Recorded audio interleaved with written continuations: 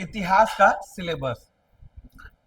Jet इतिहास का syllabus के लिए पहला पॉइंट हम लोग को यही जानना है कि ये सिलेबस कोई नया प्रकाशित हुआ नहीं है। इस सिलेबस से लगभग लगभग सभी विद्यार्थी आप लोग परिचित हैं। ये यूजीसी नेट का सिलेबस है। लेकिन यूजीसी नेट के ही सिलेबस को अगर जेट में पढ़ना है तो दोनों में क्या अंतर होगा। बहुत बेसिक कॉन्सेप्ट के तौर पर आप जाइएगा तो दिमाग में रखना है कि उसका स्टैंडर्ड थोड़ा ऊंचा होगा और इसका स्टैंडर्ड थोड़ा निम्न रहेगा। मतलब सिलेबस सेम टू सेम है, लेकिन प्रश्न पूछने का जो प्रवृत्ति होता है कि प्रश्न को विकल्प को हम कैसा तैयार करें कि विकल्प टफ हो या वो आसान हो।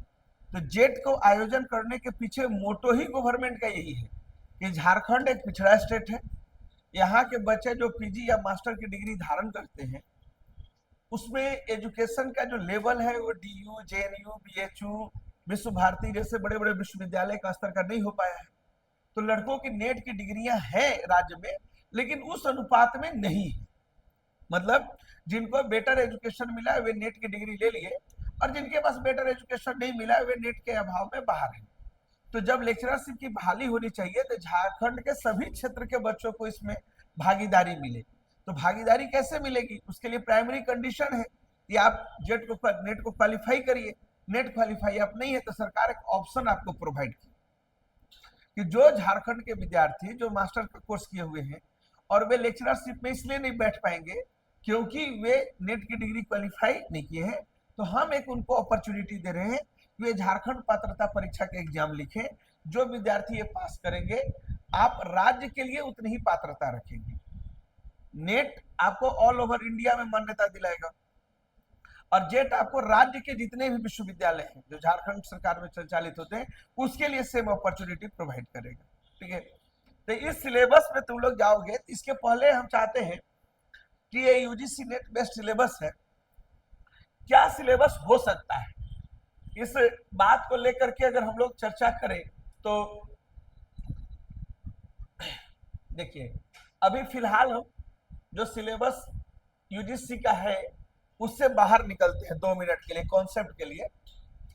आप पढ़ रहे हो इतिहास और इतिहास में बेसिक तौर पर जो सिलेबस मिलेगा आपको यूजीसी नेट में उसमें पहला पार्ट को हम लोग बोलते हैं संकल्पना या विचार। और इतिहास में जो आपको अंतिम सिलेबस मिलेगा इसको हम लोग बोलते हैं हिस्टोग्राफी, मतलब इतिहास लेखन। ठीक है, इसके बीच का जो सेगमेंट है वो कंप्लीटली क्या है, वो है इतिहास है। अब इस इतिहास में जनरली इतिहास 4 भागों में वर्गीकृत है। एक को हम लोग कहेंगे प्राचीन भारत, दूसरे को हम लोग बोलेंगे मध्यकालीन भारत और तीसरा सेक्शन जो होगा इसमें उसको हम लोग बोलेंगे आधुनिक भारत। सामान्य तौर पर आप देखिएगा तो कुछ कॉम्पिटेटिव एग्जाम में विश्व इतिहास भी होता है, ग्रेजुएशन में भी होता है, पीजी पर भी होता है। लेकिन यूजीसी नेट के पैटर्न पर अगर आप जाते हैं तो यहाँ पर आपके साथ क्या है कि आपको विश्व का इतिहास आपके सिलेबस में शामिल। विश्व के इतिहास के कुछ टर्म्स हैं जो संकल्पना में डाल दिए गए हैं या तो वे इतिहास लेखन के पद्धति में डाल दिए गए हैं। इन दोनों जगहों पर वर्ल्ड हिस्ट्री की परछाई है, लेकिन सीधे तौर पर एक इतिहास वहां पर शामिल नहीं है। यानी हम यहां से विश्व इतिहास को निकाल देते हैं। अब अगर प्राचीन काल, मध्यकाल और आधुनिक काल के इतिहास में जाए तो एक ब्रिटिश इतिहासकार जो हुए जेम्स मिल, उन्होंने इस इतिहास का डिवीजन किस बेस पर किया। उन्होंने बहुत कॉमन ओपिनियन रखा कि जब हिंदू सत्ता में रहे तो प्राचीन काल, जब मुस्लिम सत्ता में रहे तो मध्यकाल और जब ईसाई लोग सत्ता में आए तो आधुनिक काल। ठीक है, अब आप प्राचीन काल पढ़ने जाओ, मध्यकाल पढ़ने जाओ या आधुनिक काल पढ़ने जाओ, किसी भी काल के इतिहास में जाओ, हमें सबसे जो जरूरी चीज है वो क्या है कि अगर इतिहास में हम लोग जाएंगे कि आप प्राचीन काल का इतिहास पढ़ रहे हैं तो इस इतिहास में पढ़ने के लिए इतिहास अलग अलग विचारधारा में बटी। जैसे इतिहास की एक प्रवृत्ति है उसमें राष्ट्रवादी लेखन आते हैं। राष्ट्रवादी लेखक के लिए व्यक्ति महत्वपूर्ण है। गांधी ने क्या भूमिका दी, जवाहरलाल नेहरू का क्या योगदान रहा। मार्क्सिस्ट हिस्टोरियन जाते हैं तो उनको क्लास चाहिए, फॉरवर्ड क्लास बैकवर्ड क्लास में इतिहास को बांट के देखते हैं। सबल्टर्न हिस्टोरियंस में जाइएगा तो उनका अप्रोच कहता है कि हिस्ट्री फ्रॉम बॉटम, नीचे जाकर के देखिए। मतलब उनके लिए 1857 के विद्रोह में झांसी की रानी लक्ष्मीबाई क्या कर रही है वो मैटर नहीं रखता है, ठीक है। अंग्रेज क्या कर रहे हैं ये भी मैटर नहीं रखता है। जो एकदम कॉमन पीपुल है, जो सेना में काम किया या खेत में काम किया, वो उस विद्रोह को किस नजरिए से देखता है, तो उनका सब्जेक्ट है। साम्राज्यवादी इतिहास लेखन आते हैं तो इतिहास में वे अंग्रेजों को बढ़ा चढ़ा करके पेश करते हैं। अंग्रेजों को शोषण को भी वो इस तरीके से रखेंगे कि वे माँ बाप के समान प्रशासक है। जैसे माँ बाप अपने बच्चों को 2-4 थप्पड़ लगाते हैं कि बच्चा का फ्यूचर अच्छा हो जाए, तो हम लोगों ने भारत का शोषण किया तो इसलिए किया कि भविष्य का भारत बेहतर बने। तो इस अप्रोच के कारण इतिहास अपना डायमेंशन चेंज करता है। और उसी डायमेंशन में आपको इस बात को देखना है कि एक इतिहास में हमको क्या पढ़ना है। तो हमको पहले पढ़ना है राजनीति। कोई भी एक टॉपिक अगर ले लेंगे, एक मौर्य पीरियड है तो मौर्य पीरियड में आपको राजनीति पढ़ना है। राजनीति के बाद आपको क्या पढ़ना है, उस काल का समाज कैसा था। समाज के बाद उठता है कि उस काल की वहां की क्रियाकलाप, आर्थिक गतिविधि, अर्थव्यवस्था कैसी थी। अगर आप अर्थव्यवस्था से निकलने का कोशिश कीजिएगा कि अर्थव्यवस्था से बाहर निकले तो और क्या चीजें हमें पढ़नी है, तो उस समय वहां धर्म की स्थिति क्या है। पर्व त्योहार, धर्म अलग चीज है और धर्म से थोड़ा सा मिलता जुलता एक वर्ड आता है, वो है संस्कृति। कि उस काल के लोगों को कल्चरल तौर पर जो सांस्कृतिक गतिविधियां थी वे क्या थी। यही इतना नहीं, अगर इससे आगे निकलोगे धर्म, समाज, राजनीति, संस्कृति, अर्थव्यवस्था से, तो हमें देखना पड़ता है कि इस काल में साहित्य लेखन, ठीक है, किस प्रकार से हुआ। साहित्य लेखन से भी बाहर निकलिए तो हमें देखना पड़ता है कि इस काल में जो वैज्ञानिक प्रगति हुई, जो साइंटिफिक अप्रोच है, वो वैज्ञानिक प्रगति किस प्रकार से आगे बढ़ी। और इन सब में एक तत्व और हमेशा जोड़ा जाता है, वो क्या जोड़ा जाएगा, ठीक है, वो जोड़ा जाएगा कि किसी काल में अगर कोई नूतन प्रवृत्ति है, नूतन प्रवृत्ति आई, तो ये इतने खंड को अगर देखोगे तो मार्क्सवाद के लिए अर्थव्यवस्था महत्वपूर्ण है, राष्ट्रवाद के लिए जो है राजनीति और संस्कृति महत्वपूर्ण है। कुछ लोग इसको समाज और धर्म, इसको वाइड रेंज देने के लिए करेंगे। साहित्य, विज्ञान, नूतन प्रवृत्तियां, ये सब चीजें हर टॉपिक में पढ़ना है। मतलब ये प्राचीन काल की भी विशेषता है। और अगर इसको हम लोग जाएंगे खास करके तो ये मध्यकाल के इतिहास में भी शामिल होगा। देखिए, अगर हम लोग आधुनिक काल में जाएंगे तो भले ये पढ़ने की प्रवृत्ति बदल जाएगी, लेकिन अगर दो कालों में जाते हैं, प्राचीन काल और मध्यकाल में, ठीक है, तो किसी भी टॉपिक, जितने भी टॉपिक आपको पढ़ने हैं इन दोनों के बीच में, इस टॉपिक में कॉमन विचार आपको यही उठाना होगा कि उस समय की राजनीति कैसी थी, उस समय की समाज कैसा था, उस समय की अर्थ व्यवस्था कैसी थी, धर्म क्या था, कल्चर कौन कौन से डेवलपमेंट हुए, हिस्ट्री लेखन की परंपराएं कैसे चली, ठीक है। अगर जाओगे तो साहित्य लेखन के अलावा भाषा का विकास कौन से काल में हो रहा है। आप देख रहे हो ना कि आर्य लोग आएंगे तो संस्कृत लेकर के आएंगे, लेकिन जब शहरीकरण का काल आएगा तो पाली भाषा आ जाएगी, बाद में प्राकृत भाषा आ जाएगी, ठीक है। आगे तो भाषा का विकास भी इसमें जोड़ लेना है हम लोगों को। इतने सीमेंट के आधार पर इतिहास आगे बढ़ने की कोशिश करता है, ठीक। अब थोड़ा सा इससे बाहर निकलिए तो ये प्राचीन काल और मध्यकाल का सीन था। प्राचीन काल में इस पॉइंट ऑफ व्यू से अगर आप पढ़िएगा तो आपको कौन कौन सा टॉपिक पढ़ना है, तो उस पॉइंट में जब हम लोग एंट्री करते हैं तो हमारा पहला पीरियड एकदम बहुत सिंपल है। इसमें अगर जाओगे तो हमारा पहला पीरियड होता है पाषाण काल। अगर हम लोग पाषाण काल से निकलेंगे तो हमारा दूसरा चैप्टर होता है हड़प्पा काल, तीसरा चैप्टर अगर हम लोग जाएंगे तो हमारा आ जाएगा वैदिक, वेद कल्चर वगैरह का विकास होगा वैदिक काल। वैदिक काल से निकलेंगे तो हमारा इतिहास आकर के फंसेगा मौर्य काल में, और मौर्य काल से फिर निकलेंगे तो आएगा मौर्योत्तर काल, ठीक है।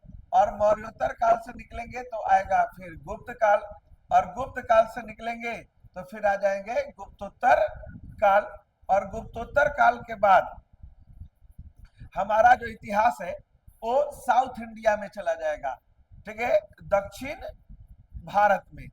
दक्षिण भारत में अगर हम जा रहे हैं तो हमें चोल और पल्लव, चालुक्य जैसे शक्तियों के बारे में जानना है। लेकिन इस सब में कॉमन क्या है, आप अगर जाओगे तो पाषाण काल की राजनीति, पाषाण काल का समाज, पाषाण काल की अर्थव्यवस्था, पाषाण काल में धर्म, पाषाण काल में कल्चर, पाषाण काल में साहित्य, पाषाण काल में वैज्ञानिक प्रकृति और पाषाण काल में नूतन प्रवृत्ति, ये सारे सीगमेंट को हमको उसी में मर्ज कर देना है। तो ऐसा समझिए कि अगर पूरा एंशिएंट का हिस्ट्री आपको 10 टॉपिक में डिवाइड है, अगर इन 10 के सीगमेंट में हम लोग जाएं तो 10 को 8 भाग में बांट करके स्टडी करना है, इसी को लिखने का हम लोग तरीका सीखते हैं। सेम यही चीज अगर हम लोग मध्यकाल में जाए तो मध्यकाल में हम लोग एक टॉपिक पढ़ते हैं कि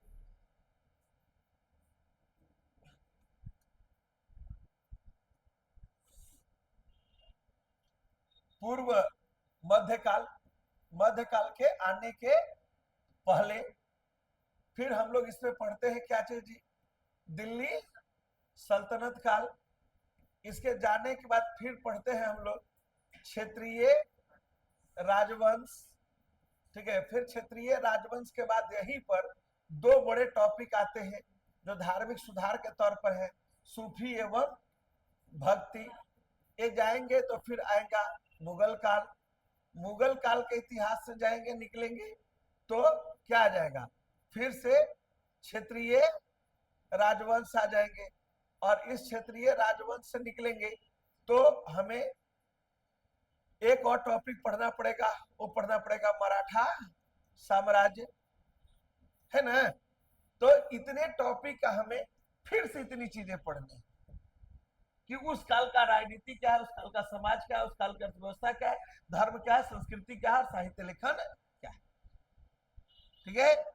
तो इतिहास को बड़े साफ नजरिए से देखना है। अब अगर ऐसे पढ़ोगे तो इसमें जितनी भी विचारधारा के लोगों की बातें हैं, चाहे वो राष्ट्रवादी इतिहास लेखन की विचारधारा हो, चाहे वो कौन साम्राज्यवादी इतिहास लेखन की विचारधारा हो, या मार्क्सवादी इतिहास लेखन, या अभिनववादी प्रवृत्तियां हो, या अभी कैम्ब्रियन स्कूल के लोग कुछ इतिहास को अपने हिसाब से भी लिखने का कोशिश कर रहे हैं, सभी स्कूल इसमें कैप्चर हो जाएंगे, ठीक है। तो यही चीज अभी हम जब नेट सिलेबस की ओर बढ़ेंगे तो आपको चर्चा में रखेंगे। अब इससे थोड़ा सा बाहर निकलिए, अगर प्राचीन काल एवं मध्यकाल के पृष्ठभूमि को काफी हद तक अगर हम लोग समेट लिए हैं तो इसको समझ लेना है कि ये दोनों चैप्टर, चाहे वो मध्यकाल हो चाहे प्राचीन काल हो, दोनों का टॉपिक का हम लोगों ने विभाजन किया, लेकिन इस विभाजन में कॉमन चीज क्या है, इसका भी एस्पेक्ट्स इधर आएगा और इसका भी एस्पेक्ट्स इधर जा रहा है, दोनों को मिला करके ये चीजें बन रही है। चलो थोड़ा सा मॉडर्न हिस्ट्री की ओर चलते। अगर यहां से हम लोग निकले मॉडर्न के इतिहास में, तो मॉडर्न के इतिहास में पहला डिबेट क्या है, मॉडर्न के इतिहास में जाओगे आधुनिक काल के इतिहास में तो आपको ध्यान ये रखना है आधुनिक इतिहास में कि इसकी शुरुआत होती है 1757 से, और अभी जो आपको यूजीसी नेट का सिलेबस है वो सिलेबस बढ़ता चला गया। जब शुरुआत हुआ था इतिहास का तो 1947 तक हम लोग पढ़ते थे, फिर बाद में सिलेबस को बढ़ा करके नेहरू जी के मृत्यु तक 1964 तक किया गया, बीच में इतिहास 1971 तक किया गया, लेकिन अभी जो आपको इतिहास दिया हुआ है वो 1991 तक का इतिहास आपको पढ़ना है। आगे चल के जब सिलेबस हम डिस्क्राइब करेंगे तो उसमें देखिएगा कि वैश्वीकरण, उदारीकरण, 1991 के आर्थिक सुधार, सब कुछ उसमें डाला हुआ है। यानी आधुनिक इतिहास आगे की ओर जा रहा है, वो बढ़ता चला जा रहा है, उसमें वृद्धि हो रही है। इस अप्रोच को ध्यान रखना है। बाकी का जो आधुनिक काल का फेज है, इस फेज में हम लोग दो चीजों को, या कहें कि इतिहास को तीन श्रेणी में हम लोग बांट सकते हैं। पहला, जो मॉडर्न हिस्ट्री, आधुनिक इतिहास चला, उसमें दो चीजें हैं। एक को हम लोग कहते हैं शोषण एवं निर्माण, शोषण एवं निर्माण। ये जो फेज है कब से कब तक चला, तो लोग बोलते हैं कि ये 1757 से लेकर के 1857 तक चला। ठीक है, 1757 से लेकर के 1857 तक चला। ठीक है, हम इसका नाम क्यों रखे जी, ये शोषण भी है और निर्माण भी है, क्योंकि इसके थ्रू अंग्रेजों ने पहले राउंड में, अंग्रेजी ईस्ट इंडिया कंपनी ने यूरोप की जितनी कंपनियां थी उसको बाहर का रास्ता दिखाया, पहला चरण। द्वितीय चरण में भारत के जितने राजे रजवाड़े थे उनकी छुट्टी की, मराठा, सिख, सभी पावर को कैप्चर किया। फिर अपने हिसाब से लगान व्यवस्था को लागू किया, अपने हिसाब से कलेक्ट्रेट सिस्टम को लागू किया, अपने हिसाब से जुडिशियरी और पुलिस सिस्टम को लागू किया, अपने हिसाब से बाकी सिस्टम को लागू कर दिया। तो कंप्लीट वे में अगर हम लोग उसको देखेंगे तो हमें क्या दिखाई दे रहा है, हमें तो यही नहीं दिखाई दे रहा है कि हर हाल में शोषण भी हो रहा है भारतीयों का, लेकिन साथ में अंग्रेजी एडमिनिस्ट्रेटिव सिस्टम भारत में बिल्ड हो रहा है, अंग्रेजी शिक्षा भारत में आ रही है, समाचार पत्र एवं प्रेस भारत में आ रहे हैं, पुनर्जागरण भारत में हो रहा है, तो कुछ निर्सृजन भी हो रहा है, और सबसे सर्वोपरि शोषण है। इसीलिए शोषण ऊपर है और निर्माण नीचे है। निर्माण ही इसलिए हो रहा है कि उसको शोषण किया जा सके। तो इस दौर में हम लोग बोलते हैं यूरोपीय कंपनियों का आगमन, पहला टॉपिक। मुगल साम्राज्य का पतन, दूसरा टॉपिक। तीसरे टॉपिक में हम लोग जाएंगे तो बात करेंगे कि यूरोपीय कंपनी का भारत विजय, ठीक है, अभियान। फिर अंग्रेजों की आर्थिक प्रणालियां, खास करके भू राजस्व बंदोबस्त, ठीक है, अंग्रेजी शिक्षा एवं समाचार पत्र का विकास, भारतीय पुनर्जागरण, और इस पूरी प्रक्रिया के खिलाफ इक्का दुक्का विद्रोह, ये इस फेज में चलते हैं। दूसरा जो फेज है, उस फेज का अगर आप आगे बढ़ाएंगे तो उसको इतिहास में कंप्लीटली तौर पर नाम दिया गया है और कहा गया है कि स्वाधीनता संग्राम।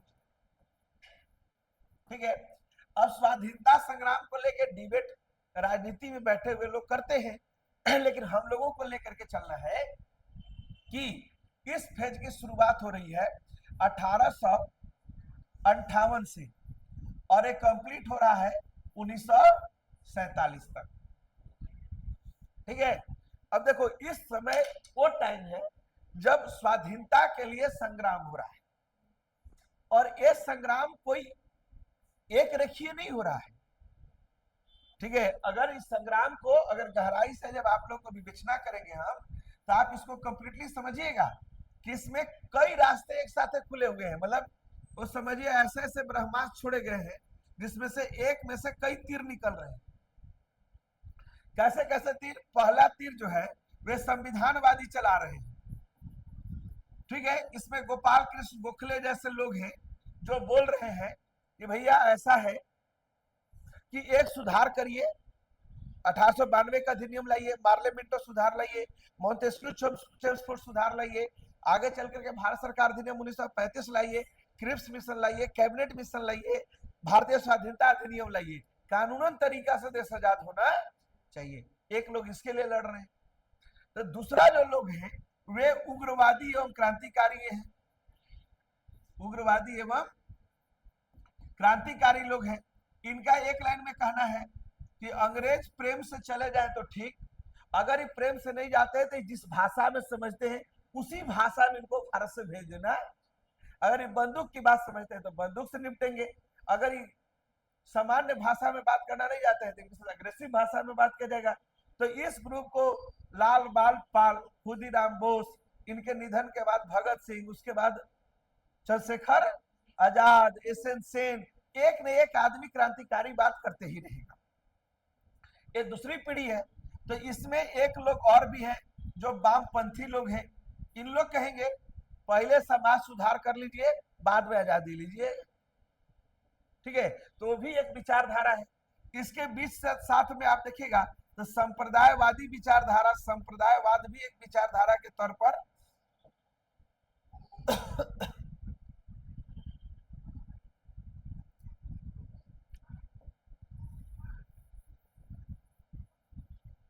बहुत थोड़ा सघन हो गया है, साफ साफ लिख देते हैं। पहला दृष्टिकोण है संविधानवादी, या इनको कह सकती हो सुधारवादी। दूसरा विचारधारा है उग्रवादी, और आगे चल के हो जाएगा क्रांतिकारी। तीसरी विचारधारा है वामपंथी, और इसको लिबरल अप्रोच में समाजवादी। चौथी विचारधारा है संप्रदायवादी, मतलब ये लोग मुसलमानों को अलग करते करते पाकिस्तान को आजाद करा देंगे। वामपंथी समाजवादी ये लोग क्लास स्ट्रगल को बढ़ाएंगे। उग्रवादी क्रांतिकारीवादी जो है सो गोली बंदूक बारूद के भाषा में बात करेंगे। तो संविधानवादी और सुधारवादी एक एक करके अधिकार को प्राप्त करने के लगे रहे। तो एक साथ 4 डोज चलेगा, तब जाके देश आजाद हो। वामपंथी एवं समाजवादी ये भारत में कब आए? 1917 में रूस की क्रांति हुई। ठीक है, तो भारत में भी बहुत सारे मजदूरों का यूनियन बना और किसानों का यूनियन बना। ये मजदूर और किसान यूनियन आजादी में ये मांग कर रहे थे कि हमारे पास 2 सब्जेक्ट है। सब्जेक्ट ये है कि आज के गए अंग्रेज देश आजाद करके चले जाएंगे, तो उनके जाने के बाद गद्दी पर कौन बैठेगा? अगर बड़ोदरा के राजा बैठेंगे, अगर जवाहरलाल नेहरू बैठेंगे, अगर सुभाष चंद्र बोस जैसे लोग बैठेंगे, तो पूंजीपति के पाले हुए टट्टू होंगे। तो एक राजा के हाथ से छीन करके दूसरे राजा के हाथ में गद्दी देने के समान है। इसीलिए आजादी के पहले सुनिश्चित होना चाहिए कि भारत में कोई भी राजा, सामंत, जमींदार नाम का कोई चीज नहीं होगा। पहले समाज में समानता ले आइए, उसके बाद जो है तब राजनीतिक अधिकार। हमारे लिए राजनीतिक अधिकार कम महत्वपूर्ण है, और जमीन पर हमारा कब्जा मिल जाए, आर्थिक अधिकार हमारे लिए ज्यादा महत्वपूर्ण। इसीलिए आजादी की लड़ाई में वामपंथी आगे चल के बदनाम हो जाएंगे। वे अंग्रेजों को अंतिम समय में कहेंगे कि भारत को 16 देश में बांट दीजिए। ठीक है, तो इनकी एक अपनी सोच है, लेकिन इनका योगदान क्या है? मजदूरों में सबसे अच्छा यूनियन इन्हीं लोग बनाए, और आगे चल करके किसानों को भी बनाए। तो जो गांव का ग्रामीण कैडर तैयार हुआ आंदोलन के लिए, वो इनके थ्रू तैयार हुआ। ये लोग सोच इसलिए लेकर के आए थे कि हम लोग समाज सुधार करेंगे, लेकिन इन लोग जब राजनीति में आए और गांधीवाद वगैरह को समझे, तो इन लोगों ने कहा कि समाजवादी ठीक है, पहले देश आजाद होगा, बाद में आर्थिक सुधार होगा। और वामपंथी कहते हैं पहले आर्थिक सुधार होगा, बाद में। जन्मे करते हो मार्क्स का नियम ही है, समानता पहले, स्वतंत्रता बाद में। तो स्वतंत्रता राजनीतिक अधिकार और समानता आर्थिक अधिकार। ठीक है, तो ये चारों सोच एक साथ चलेगा। और फिर लास्ट में आएगा कि भारत निर्माण काल। भारत निर्माण काल, तो इस फेज में आप जाएंगे तो 1947 से लेकर के 1991 तक।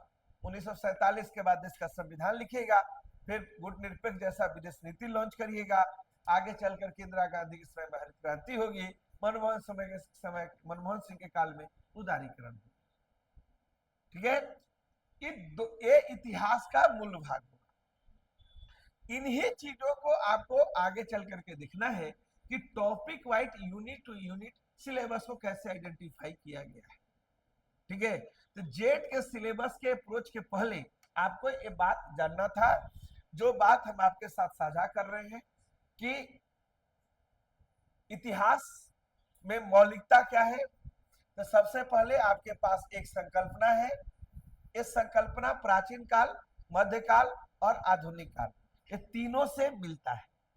मतलब कुछ ऐसे विचार हैं जो आपको जानना ये कहता है, भले ही वे इतिहास के किसी भी कालखंड में घटित हुए।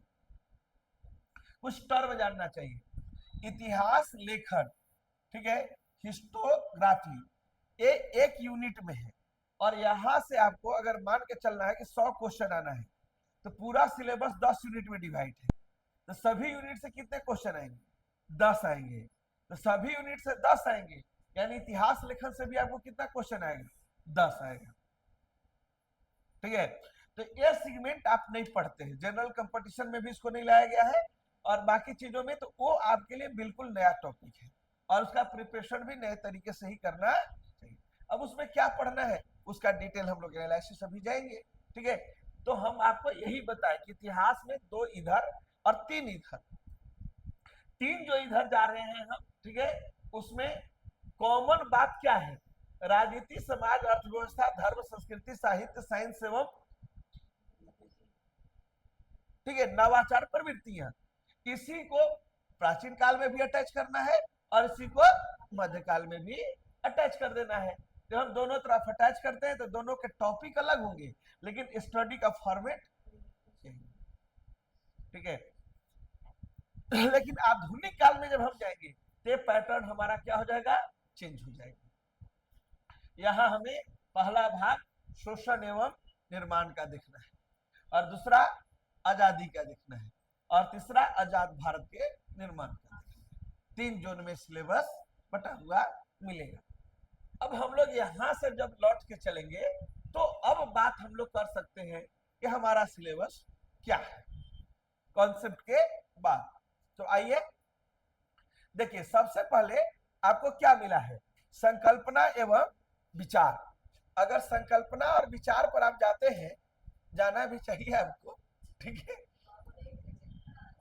तो छोटे छोटे कई टर्म है इसमें। देखिए क्या है, पहला कहता है कि आप बताइए कि आपके लिए भारतवर्ष क्या है। मतलब अब देखो, इंडिया में भी बहुत कंफ्यूजन है।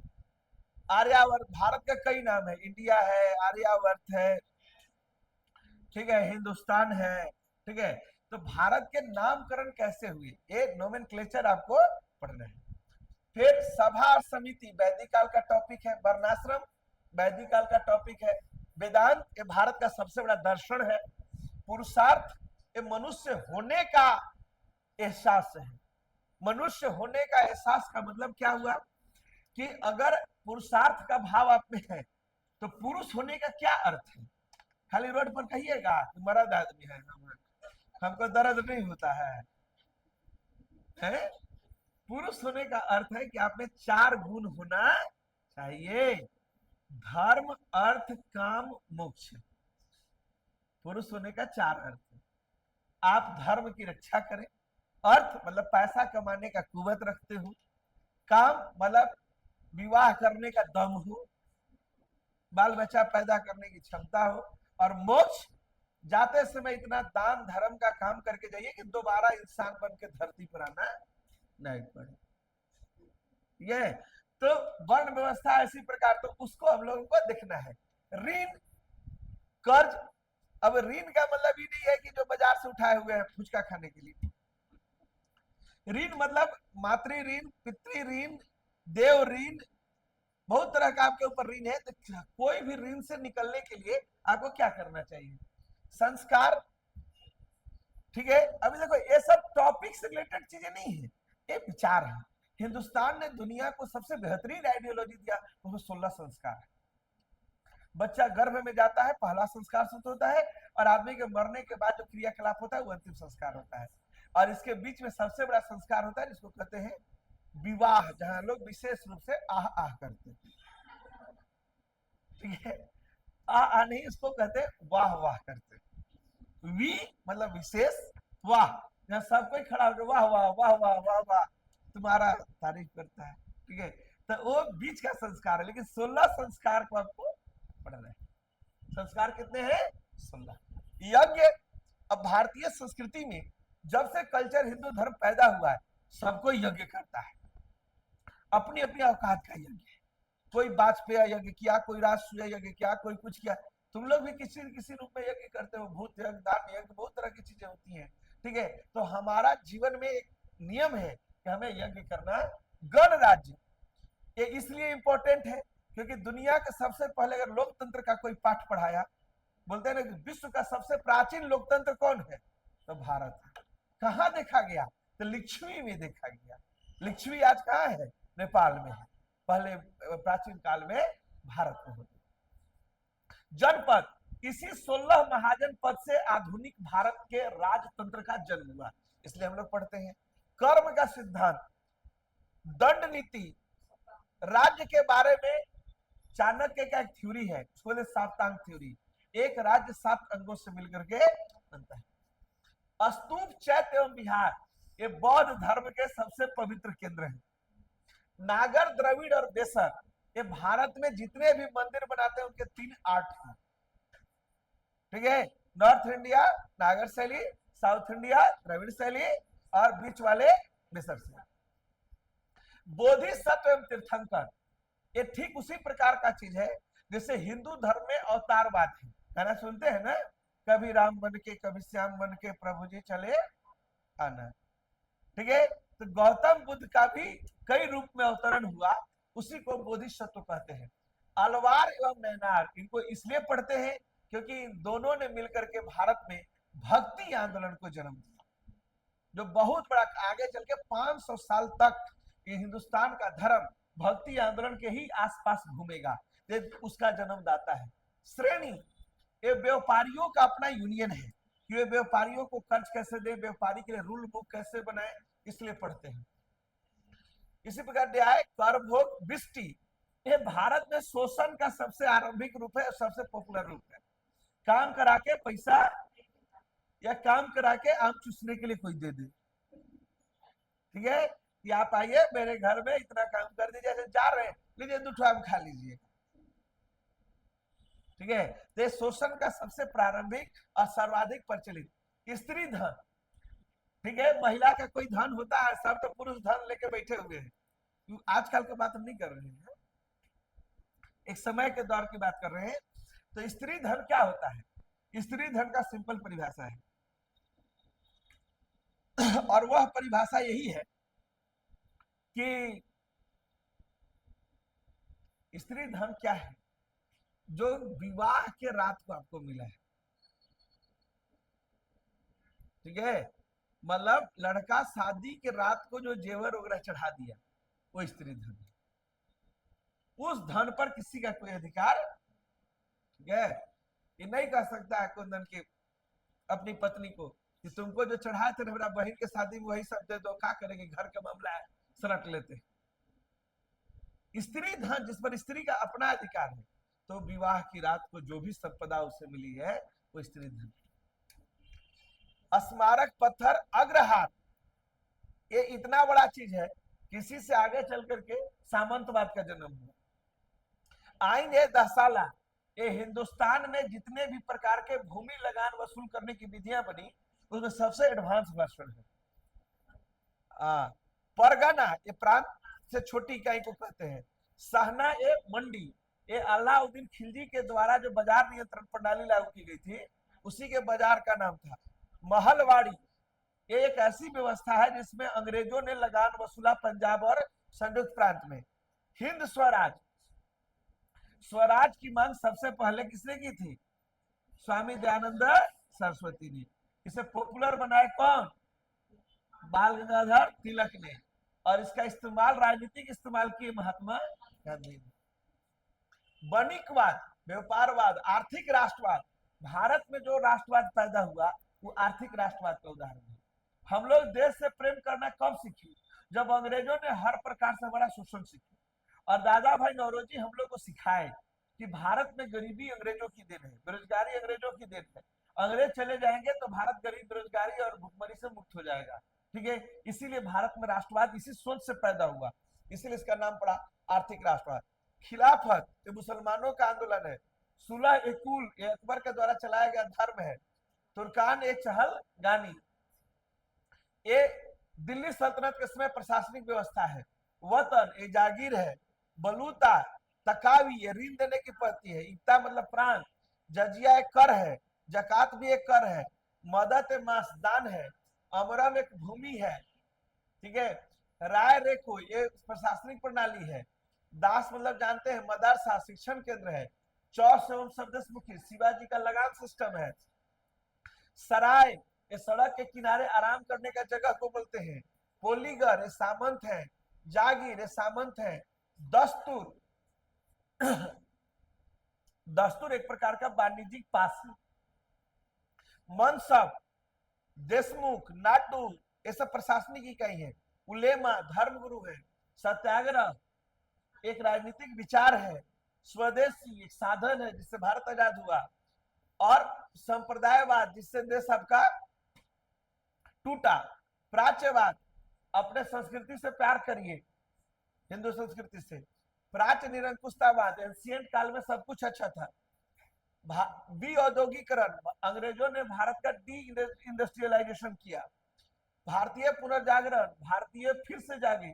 इसके अग्रदूत 3 लोग हुए, राजा राम मोहन राय, स्वामी दयानंद सरस्वती और विवेकानंद। ठीक है, इसी प्रकार उपनिवेशवाद, परमोच्च शक्ति ये सब आधुनिक काल के टॉपिक है। संघवाद, यहां से आगे जो टॉपिक आप देख रहे हो उपयोगितावाद, ऑलरेडी आपको बताए हैं। उपयोगितावाद दर्शन कौन दिए थे? Neil Bentham, Jeremy Bentham, James Mill और टी.एच. ग्रीन, इन तीनों ने मिलकर के उपयोगितावादी दर्शन दिया। संघवाद एक राजनीतिक विचार है, भारत राज्यों का संघ है। ठीक है। फिल्टर सिद्धांत ये इंडियन एजुकेशन सिस्टम में लागू किया गया था, जिसको लॉर्ड मैकाले ने प्रचलन में लाया था। पहले ऊपर के लोग शिक्षा ले, छन छन के नीचे जाएगी।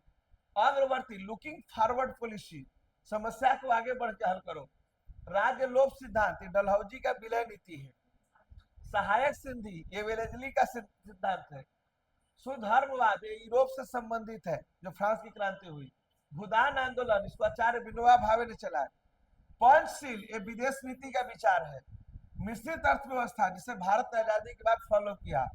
समाजवाद जिसमें लोकतंत्र और साम्यवाद दोनों मिल जाते हैं।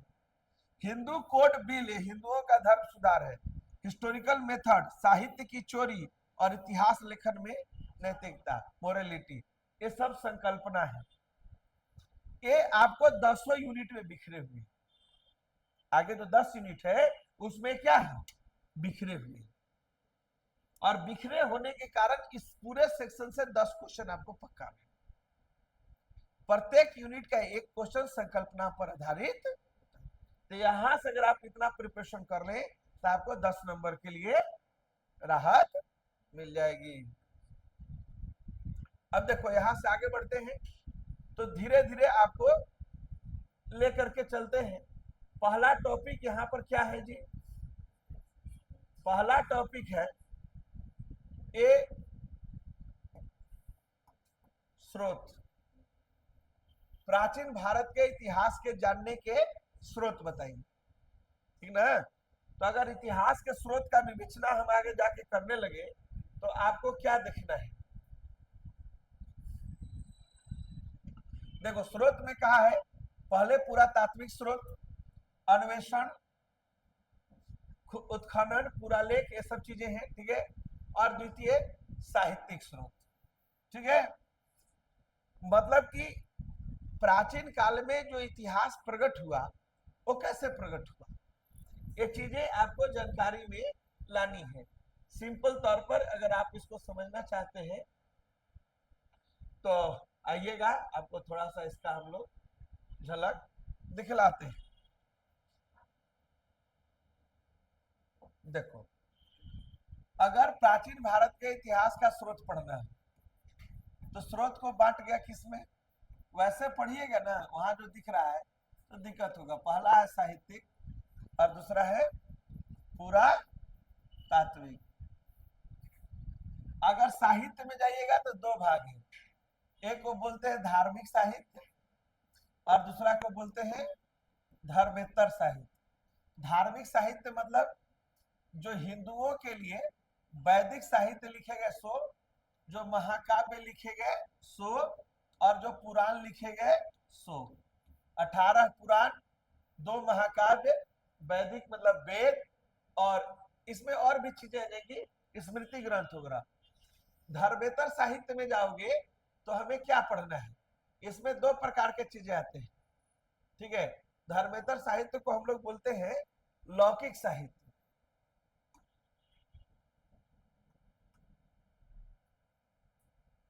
चाहे अभी रुक जाओ। देखो, धार्मिक साहित्य में हिंदू धर्म में हम खाली ये बताए आपको कि वैदिक, महाकाव्य और पुराण, ठीक है। इसमें और आगे बढ़ जाएंगे तो क्या हो जाएगा बताओ, स्मृति, ठीक है, फिर टीका जो धर्म के ऊपर लिखे गए सो है। इसके अलावा अगर धार्मिक साहित्य में जाओगे तो जैन धर्म का साहित्य, जैन साहित्य। अगर जैन साहित्य से आगे जाओगे तो क्या मिलेगा, बौद्ध साहित्य। और ये सब किस में आएंगे, सब धर्म आधारित साहित्य। अब अगर धार्मिक से आएंगे धर्मेतर, ठीक है, तो इसमें आ जाता है धर्मेतर साहित्य में कि धर्मेतर को हम लोग बोल सकते हैं लौकिक साहित्य। इस लौकिक साहित्य में, ठीक है, अगर हम लोग बोलेंगे तो कुछ ऐतिहासिक किताबें लिखी गई,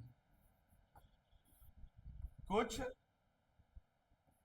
भाषाई किताबें लिखी गई हैं, ठीक है, और कुछ विदेशी यात्रा वृत्तांत, विदेशी यात्रा वृत्तांत, ठीक है।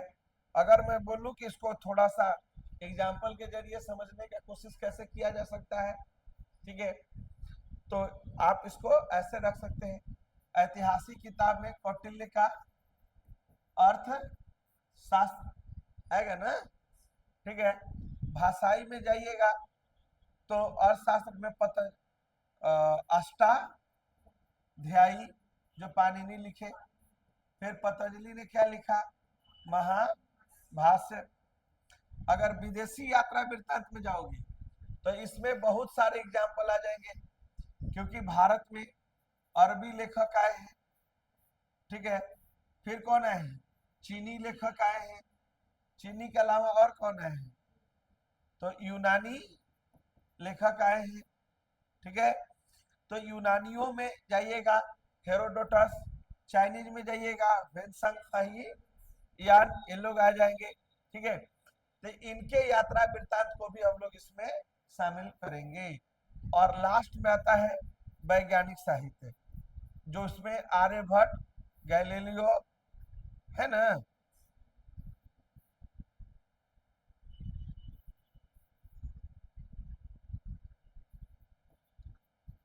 वैज्ञानिक साहित्य मतलब जो गणित एवं बाकी विषयों पर लिखे गए।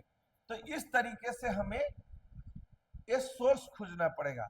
इतिहास जानने के दो सोर्स होते हैं, प्राथमिक स्रोत और सेकेंडरी स्रोत। ये सारे स्रोत प्राइमरी स्रोत में आते हैं। तो इस तरीके से हमारा टॉपिक आगे चल करके सरवाइव कर जाएगा।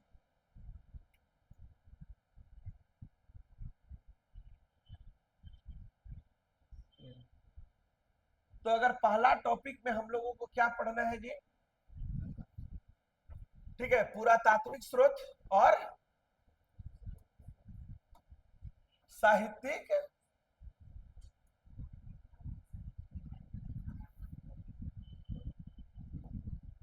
पुरातात्विक और साहित्यिक, ठीक है।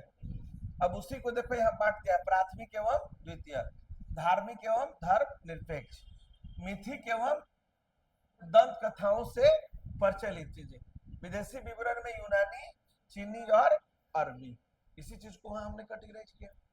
इसी प्रकार अगर पुरातात्विक स्रोत में आप लोग भी जाइएगा तो पुरातात्विक स्रोत में क्या होता है, कहीं से खुदाई होगा तो उत्खनन से जो प्राप्त जानकारियां हैं, अगर किसी काल का सिक्के मिले हैं तो मुद्रा के थ्रू हमें वहां की जानकारी मिल सकती है, ठीक है। और सबसे बड़ा स्रोत भारतीय इतिहास में क्या है, अभिलेख। अशोक ने अभिलेख जारी करने की जो परंपरा चालू की वो सभी जगह प्रचलन में। तो ये एक हम लोग का सेगमेंट है। अब इस टॉपिक को आगे बढ़ाओ तो देखो इसमें कुछ नहीं है। अगला टॉपिक में लिखा हुआ है पशु चारण एवं खाद्य उत्पादन। देखो इतिहास को यह लिखने का वामपंथी तरीका है,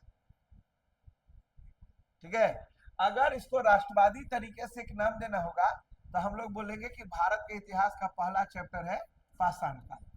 इसी पाषाण काल को पूरा पाषाण, मध्य पाषाण और नव पाषाण में बांटते हैं। तो यहाँ पर लिखा गया है कि आप नव पाषाण काल से इतिहास पढ़िए, उसके बाद ताम्र पाषाण काल, मनुष्य के द्वारा प्रयोग में लाई गई प्रथम धातु तांबा है, तो उसको पढ़िए, और उसी का अधिवासन, वितरण, औजार एवं स्ट्रक्चर को जानिए। मतलब आपको प्राचीन काल में कहता है कि जब मनुष्य पशु चराता था और खाने के लिए शुरू शुरू कृषि सीखा, उस फेज का इतिहास आपको शामिल करना है। ठीक है। फिर दूसरा, सिंधु सभ्यता एवं हड़प्पा सभ्यता। ये भारत की प्रथम कैसी सभ्यता है? शहरी सभ्यता है। ठीक है। धातु युगीन सभ्यता है। शहर ऐसा कि आज के शहरें उसको देख करके बहुत शर्माती है। ठीक है। शहर स्वच्छ था, सेम कंस्ट्रक्शन में था, काबिले तारीफ उसके चारों तरफ रक्षा प्राचीर बनाए गए थे, पानी की बड़ी अच्छी निकासी की व्यवस्था थी। आज का शहर अपनी दुर्गति पर होता है, सिंधु सभ्यता के शहर अपने निर्माण के लिए आज भी ऊपर बैठ करके इतराते हैं। या आप हमें पढ़ो तो सिंधु सभ्यता का जन्म कैसे हुआ, विस्तार कैसे हुआ, इसके खुदाई समय का स्थल कौन से आए हुए हैं, यहाँ के लोग रहते कैसे थे, यहाँ के लोग कौन सी कला जानते थे, यहाँ का धर्म क्या था, समाज क्या था, राज्य के शासन की विधि क्या थी, सिंधु सभ्यता का पतन क्यों हुआ, यहाँ के लोग आंतरिक एवं बाहरी व्यापार कैसे करते थे, यह शहरी सभ्यता कैसे थी, इसी को वहां पर पढ़ा है। ठीक है। कि आप यहाँ की राजनीति जानिए, शासन विधि, आप यहाँ का समाज जानिए, आप यहाँ का धर्म जानिए, आंतरिक एवं बाहरी व्यापार, मतलब आप वहाँ की अर्थव्यवस्था को जानिए। ठीक है। यह सभ्यता पतन क्यों हुई जानिए, और इसके नूतन प्रवृत्ति, यह भारत का प्रथम शहरीकरण क्यों कहलाता है। समझिए बात को। तो दो टॉपिक आपको एंशिएंट के यहाँ से मिल जाते हैं। आइए तीसरा टॉपिक, तो यहाँ पर कहता है कि वैदिक सभ्यता तथा उत्तर वैदिक कालीन युग। ठीक है। मतलब वैदिक काल में क्या है, आर्य जाति के लोग भारत आए, आर्य संस्कृत भाषा जानते थे, संस्कृत भाषा में उन्होंने वेद लिखा, ऋग्वेद, सामवेद, यजुर्वेद और अथर्ववेद। बाद में इन वेदों की व्याख्या भी लिखी गई ब्राह्मण, आरण्यक, उपनिषद के नाम से। तो इस काल में जो संस्कृति जन्म ली, वही हम लोगों को पढ़ना है। अब देखिए इसमें क्या पढ़िएगा, इसमें पढ़िए यहाँ की राजनीति कैसी थी, यहाँ की सामाजिक संस्थाएं कैसी थी, राज्य का सिद्धांत क्या था और समाज का स्तर कैसा था, यहाँ का धर्म कैसा था, यहाँ का दर्शन कैसा था, यहाँ का साइंस एंड टेक्नोलॉजी कैसा था, बस। ठीक है। ये हो गया वैदिक काल। वैदिक काल के बाद एक टॉपिक और आता है महाजनपद का। हम लोग जानते हैं कि भारत में 600 बीसी में 16 महाजनपद जन्म लिए। बाद में 4 महाजनपद ताकतवर थे, 4 ने सबको मिलकर आपस में जीतना चालू किया। तो जीतने के बाद एक नया एम्पायर पैदा हुआ, उसी एम्पायर का नाम है मौर्य साम्राज्य। ठीक है। मौर्य साम्राज्य 16 महाजनपदों से बना। 16 महाजनपदों में 14 ठो महाजनपद राजतंत्र थे और 2 ठो वजी संघ और, ठीक है, वजी संघ क्या था, 8 गणराज्यों का समूह था। ठीक है। और मल जो 2 गणराज्यों का समूह था। ठीक है। तो ये दोनों मिलकर के आधुनिक भारत को जन्म दिए। तो देखो तुम लोग का यूनिट 1 में क्या बताया गया, मनुष्य पैदा कब हुआ, पशु चराने कब सीखा, खेती करने कब सीखा, शहर में रहने कब सीखा, लिखने कब सीखा, धर्म कर्म का काम करने कब सीखा, राज्य बनाने कब सीखा। तो मनुष्य पैदा होकर के राज्य बनाने तक का पूरा घटनाक्रम एक यूनिट में पढ़ना है। समझ बात को। यूनिट 1 में मनुष्य उत्पन्न हुआ, मनुष्य भैंस चराया, मनुष्य खेती किया, मनुष्य अपने लिए ग्राम बसाया, मनुष्य अपने लिए शहर बसाया, मनुष्य अपने के लिए धर्म, संस्कृति, कल्चर को जन्म दिया, और मनुष्य राज्य बनाने सीखा। ये पूरा बात एक यूनिट में आपको पढ़ देना है, बहुत बड़ा टॉपिक है। ठीक है। अब यहां से तुम लोग का यूनिट 2 चालू हुआ। तो यूनिट 2 में तुम लोगों को क्या पढ़ना है, यूनिट 2 में पढ़ना है कि मौर्य काल कैसे बना, मौर्य काल कैसे विघटन हुआ, और गुप्त काल कैसे बना। ठीक है। हम लोग जानते हैं कि मौर्य काल में चंद्रगुप्त मौर्य, बिंदुसार, अशोक जैसे महान राजा हुए। बाद में इनका राज्य कमजोर हो गया और पूरा का पूरा भारत शक, कुषाण, ठीक है, और बताइए ग्रीक, यूनानी और ईरानी, 4 विदेशी राजवंश और शुंग वंश, कण्व वंश, सातवाहन वंश जैसे भारतीय छोटे छोटे राज्यों में बट गया। ठीक है, तो मौर्य काल और मौर्योत्तर काल का जो इतिहास है ये दोनों इस टॉपिक का पार्ट है। इसी प्रकार गुप्त काल एवं वाकाटक युग, देखो यहाँ आके यूनिट 2 आपका खत्म होता है। तो यूनिट 2 में आपको क्या क्या पढ़ना है, अगर बहुत कॉमन लैंग्वेज में हम आपसे बात करें तो यूनिट 2 में आपको 3 टॉपिक पढ़ना है। पहला टॉपिक का नाम है मौर्य काल, दूसरा टॉपिक का नाम है मौर्योत्तर काल और तीसरा टॉपिक का नाम क्या है, वो है गुप्त काल। ये 3 टॉपिक, इन 3 टॉपिक के समय में मगध का उत्थान कैसे हुआ, सिकंदर का यूनानी राजा का आक्रमण कैसे हुआ, ठीक है, मौर्यों का प्रचार कैसे हुआ, मौर्यों का पॉलिटिकल सिस्टम क्या था, मौर्यकालीन समाज कैसा था, अर्थव्यवस्था कैसा था, अशोक की धर्म नीति के बारे में बताइए, मौर्य साम्राज्य का पतन क्यों हुआ और मौर्य काल में कौन से कला एवं संस्कृति का जन्म हुआ और मौर्य काल की भाषा एवं लिपि क्या थी। ठीक है, सेम चीजें मौर्योत्तर काल, तो मौर्योत्तर काल में इंडो यूनानी, शुंग वंश, सातवाहन वंश, कुषाण वंश, शक वंश, संगम साहित्य साउथ इंडिया का, इनके बारे में हमको जानकारी लेनी है। ठीक है, अब इसके बाद आता है कि अगर हम लोग वहां से निकले तो गुप्त काल, तो गुप्त काल का समाज, गुप्त काल का कृषि, गुप्त काल का अर्थव्यवस्था, गुप्त काल में भू अनुदान, जमीन दान देने की प्रणाली, लगान सिस्टम, गुप्त काल के सिक्के, गुप्त काल में मंदिर बनाने की कला, गुप्त काल में हिंदू धर्म का फिर से जन्म कैसे हुआ, संस्कृत एवं साहित्य भाषा का विकास कैसे हुआ, science, technology, astronomy, math, medical science का विकास कैसे हुआ, और उसको छोड़ो गुप्तोत्तर काल भी इसी में है क्योंकि हर्ष और उसका युग प्रशासन भी इसी में है और आंध्रा में भी विष्णु कुंडिन वंश की चर्चा है। सोच रहे हो, पूरा एंशिएंट 2 यूनिट में खत्म है। यूनिट 1 में आपको पढ़ना क्या है, पाषाण काल, सिंधु काल, वैदिक काल और मगध का उत्कर्ष, महाजनपद काल और मगध का उत्कर्ष। यूनिट 2 में क्या है, मौर्य काल, मौर्योत्तर काल, गुप्त काल, गुप्तोत्तर काल। ठीक है, सब 2 यूनिट में खत्म हो जाते हैं।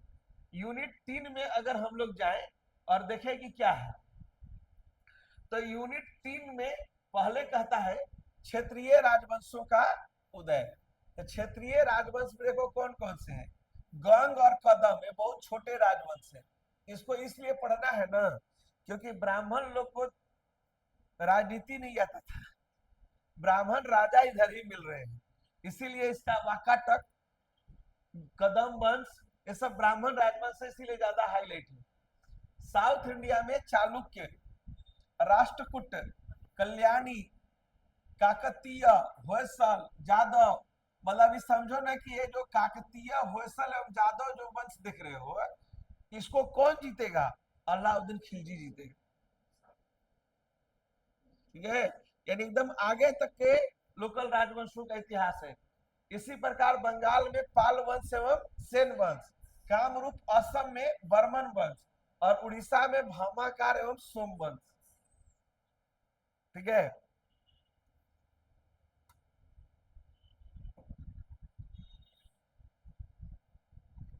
इसी यूनिट में पश्चिम भारत में जाइएगा तो वल्लभी के मैत्रक राजवंश, गुजरात के चालुक्य वंश, गुर्जर प्रतिहार, कलचुरी, गढ़वाल, इस सब को हम लोग एक नाम में क्या बोलते हैं जी, राजपूत काल।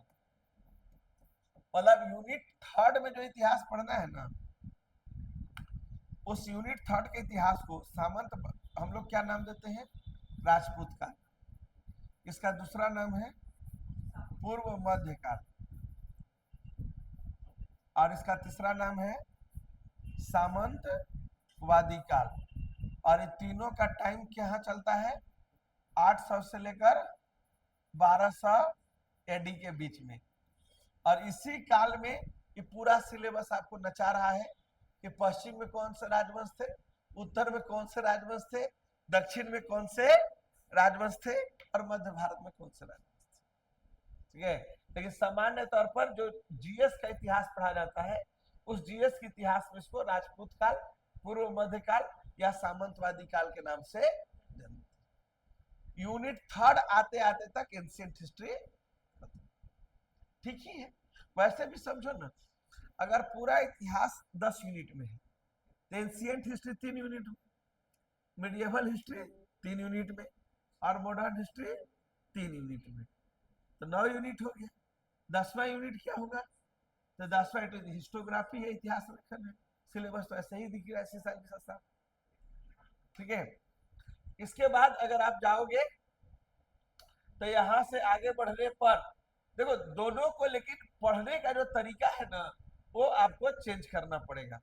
ठीक है, क्योंकि हम लोग जनरल कंपटीशन में जो तैयारी करते हैं वो तैयारी राजनीतिक इतिहास को केंद्र में रह के किया जाता है। आप टीजीटी का क्लास करते हैं, आप पीजीटी का क्लास करते थे, ठीक है, आप मान लीजिए किसी और पर्पज से भी जो भी क्लास किए, ठीक है, लेकिन जेपीएससी के पॉइंट ऑफ व्यू से किए, सब में राजनीतिक व्यवस्था केंद्र में है और बाकी चीजें गौण है। और नेट और जेट के एग्जाम में यही अंतर है कि यहां राजनीतिक व्यवस्था गौण है और उस काल में समाज, उस काल में धर्म, उस काल में संस्कृति, उस काल में बाकी व्यवस्था किस प्रकार से अच्छे से संचालित हो रही है, ये हमारे सेंटर में। ठीक है, मतलब पहले हम लोग पहले चेहरा देखते थे, बाद में बाल सरियाते थे। अब पहले बाल सरियाएंगे फिर चेहरा देखेंगे। ठीक है, ये एक अप्रोच का डिफिकल्टीज है। ठीक है, कि ये सिलेबस लिखा ऐसा क्यों गया है, वो यही सिखाना चाहता है कि भैया इतिहास में समय महत्वपूर्ण होता है, खानदान महत्वपूर्ण नहीं होता है। इतिहास में बदलाव महत्वपूर्ण है। गुप्त काल में क्या हुआ इससे कोई मतलब नहीं है। कौन राजा विक्रमादित्य बना, कौन चंद्रगुप्त प्रथम था, कौन चंद्रगुप्त 2 बना, कौन समुद्र, हमको इसमें इंटरेस्ट नहीं है। वो नहीं लिखा, किसी का नाम लिखा है, वो लिख रहा है कि गुप्त कालीन धर्म, गुप्त काल में परिवर्तित अर्थव्यवस्था। ठीक है, तो बोलता है इतिहास परिवर्तन के लिए बना है, इतिहास बदलता है। कुछ लोग अपने इतिहास हाथों से लिखते हैं और कुछ लोग इतिहास को अपने हाथों से मिटाते हैं। आप इतिहास में परिवर्तन को पढ़ें, आप इतिहास को न पढ़ें, ये आपके लिए जरूरी है। ठीक है, तो यहां पर अब इकाई 4 का मतलब जहां से इकाई 1 की शुरुआत हो रही है वहीं से इकाई 4 का जन्म हो रहा है। हमने वहां देखा कि प्राचीन भारतीय इतिहास की शुरुआत क्या है, यहां जो टॉपिक शुरू होगा यही चीजें आपको किसी कॉम्पिटेटिव हिस्ट्री में नहीं पढ़ना है। जब भी हम कॉम्पिटेटिव हिस्ट्री की चर्चा करते हैं तो हम दिल्ली सल्तनत के इतिहास को उठाते हैं, हम महमूद गोरी, गजनवी, पैगंबर मोहम्मद जन्म से होते हुए आगे बढ़ते हैं। यहां बोलता है नहीं, अगर आप रियल में इतिहास के विद्यार्थी हैं और आप नेट करना चाहते हैं, अगर आप जेट करना चाहते हैं, तो आप बताइए कि अल बरूनी ने क्या लिखा है, अल बरूनी की पुस्तक के भीतर का कंटेंट क्या है, जियाउद्दीन बरनी ने क्या लिखा है, अमीर खुसरो ने क्या लिखा है। हाँ, उसी बुक के अंदर आपको पढ़ना है। अब फर्क यही है कि जब आप पहले पढ़ते थे तो भी बुक के अंदर ही थे, आप बाहर नहीं थे। लेकिन पहले राजा पहले था, बुक बाद में था। अब बुक पहले है, राजा उसके भीतर। अगर हमने ऐसा लिखा कि मोहम्मद बिन तुगलक के मरने पर बदायूनी ने लिखा कि राजा को उसके प्रजा से मुक्ति मिल गई और प्रजा को उसके राजा से मुक्ति मिल गई, तो बदायूनी ने लिखा तो किताब में गया तब तो पढ़े।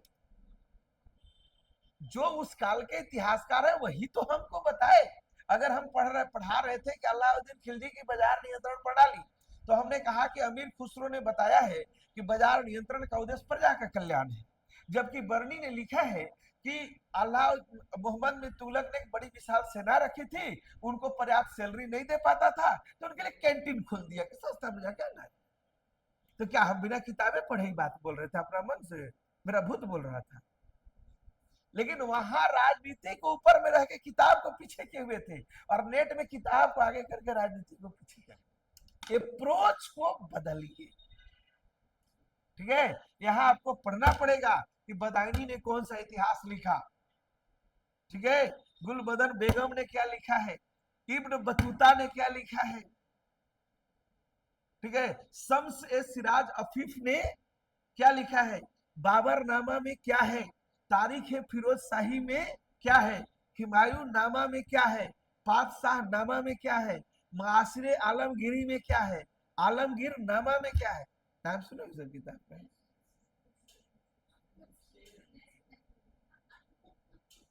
ठीक है। तो ये सब कोई और आलमगीर की उपाधि, आलमगिरी जितना वर्ड लगा हुआ है वो सब जो अंग्रेज औरंगजेब का इतिहास है, आलमगीर का टाइटल वही लिया हुआ था। पातशाहनामा के नाम से जितना भी किताबें जाएंगी सब शाहजहां के टाइटल पर शो जाती है, ठीक है। सबका एक क्लू है, पढ़ोगे तो सब में रास्ता निकलेगा, ऐसा नहीं है कि नहीं रास्ता निकलेगा। ऐसा ऐसा पॉइंट हम खींच देंगे जिससे तुमको अगर एग्जाम में अगर तुम लोग डायरेक्ट बता दो कि इसी पीरियड का इतिहास, ठीक है। हम पहले भी पढ़ते थे कि अबुल फजल ने आईने अकबरी लिखी, उसने अकबरनामा लिखा, ठीक है। तो उसका कंटेंट ज्यादा मेरे लिए महत्वपूर्ण है। हम पहले अकबर को बोलते थे कि मनसबदारी व्यवस्था लाया, अब हम बोलेंगे कि मनसबदारी व्यवस्था पढ़िए तब पता ही कि अकबर का व्यवस्था था, ठीक है। तो इतिहास कॉम्पिटेटिव लाइन में जो पढ़े हो उसको सिर के बल जो इतिहास था उसको पैर के बल खड़ा कर, या सही में कहो तो इतिहास अभी पैर के बल खड़ा है कंपटीशन लाइन में, ठीक है। पैर के बल खड़ा है, शासक ऊपर में बैठा हुआ है और जो रियल जहां से इतिहास पैदा हो रहा है वो नीचे बैठा हुआ है। अब उसको हम लोग सीधा कर, कोई अंतर नहीं है। तो देखो इसमें क्या क्या लिखा है, कुछ तो नामों ने सुना होगा जाओगे तो, ठीक है। इतिवृत्त साहित्यिक स्रोत में फारसी, संस्कृत और क्षेत्रीय भाषा है, दफ्तर खाना फरमान, बहिया पुथिया, अख घबारत, मकबूतात, ठीक है।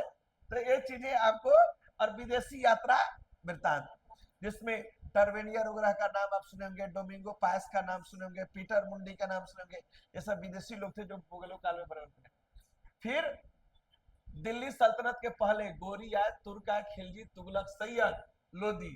अब सोचो तो हम लोग जब जनरल कंपनी कितना इज्जत से पढ़ते हैं दिल्ली सल्तनत का इतिहास, मध्यकाल का आधा इतिहास दिल्ली सल्तनत का इतिहास, इसमें हम लोग पढ़ते हैं गुलाम वंश, खिलजी वंश, तुगलक वंश, सैयद वंश और लोदी वंश। आप इतना पढ़ लेंगे तो आधा मध्यकाल खत्म हो जाएगा। उसकी औकात कितनी रखी है सर? एक लाइन का राजनीतिक घटनाएं हुई है दिल्ली सल्तनत, गोरी, तुर्क, खिलजी, तुगलक, सैयद, लोदी, और इसी में कहा कि इनका पतन भी जोड़ दीजिए दिल्ली सल्तनत में, ठीक है। राजनीतिक इतिहास गौण है और आर्थिक और सामाजिक इतिहास हावी है। इसलिए पॉलिटिकल हिस्ट्री को अब देखो, मुगल साम्राज्य की नींव बाबर, हुमायूं, सूर्यवंश, अकबर, औरंगजेब तक का पर्सन, मुगल का खत्म। एक ही यूनिट में दिल्ली सल्तनत भी खत्म और मुगल भी, सब शेरशाह, अकबर, जहांगीर, औरंगजेब सबको समेट लिया गया है। उत्तरकालीन मुगल उसको छोड़िए, बहादुर शाह जफर भी खत्म। एक यूनिट में गोरी से शुरू किया है, मोहम्मद गोरी से, और बहादुर शाह जफर पर पहुंचा दिया। टोटल इतिहास में समेट लीजिए। विजयनगर और बहमनी, साउथ इंडिया में जाओगे तो बीजापुर, गोलकुंडा, बीदर, बेरार, अहमदनगर, इनका उत्थान उनका पतन। मराठों का उत्थान, शिवाजी द्वारा स्वराज की स्थापना, पेशवा की शक्ति, मराठा संघ और मराठों का पतन। मतलब समझो यूनिट 4 पॉलिटिकल हिस्ट्री, स्रोत भी है और पॉलिटिकल हिस्ट्री भी है। दिल्ली सल्तनत का पॉलिटिकल इतिहास, विजयनगर बहमनी का पॉलिटिकल इतिहास, बहमनी और मुगलों का इतिहास और मराठों का इतिहास, सब एक यूनिट में गया। लेकिन अगला यूनिट को बिल्कुल अलग करके रखा है। क्या कहता है जी? देखो इसको ध्यान से पढ़ो, नजरिया को सेट करो कि कैसे हमको नेट की ओर बढ़ना है।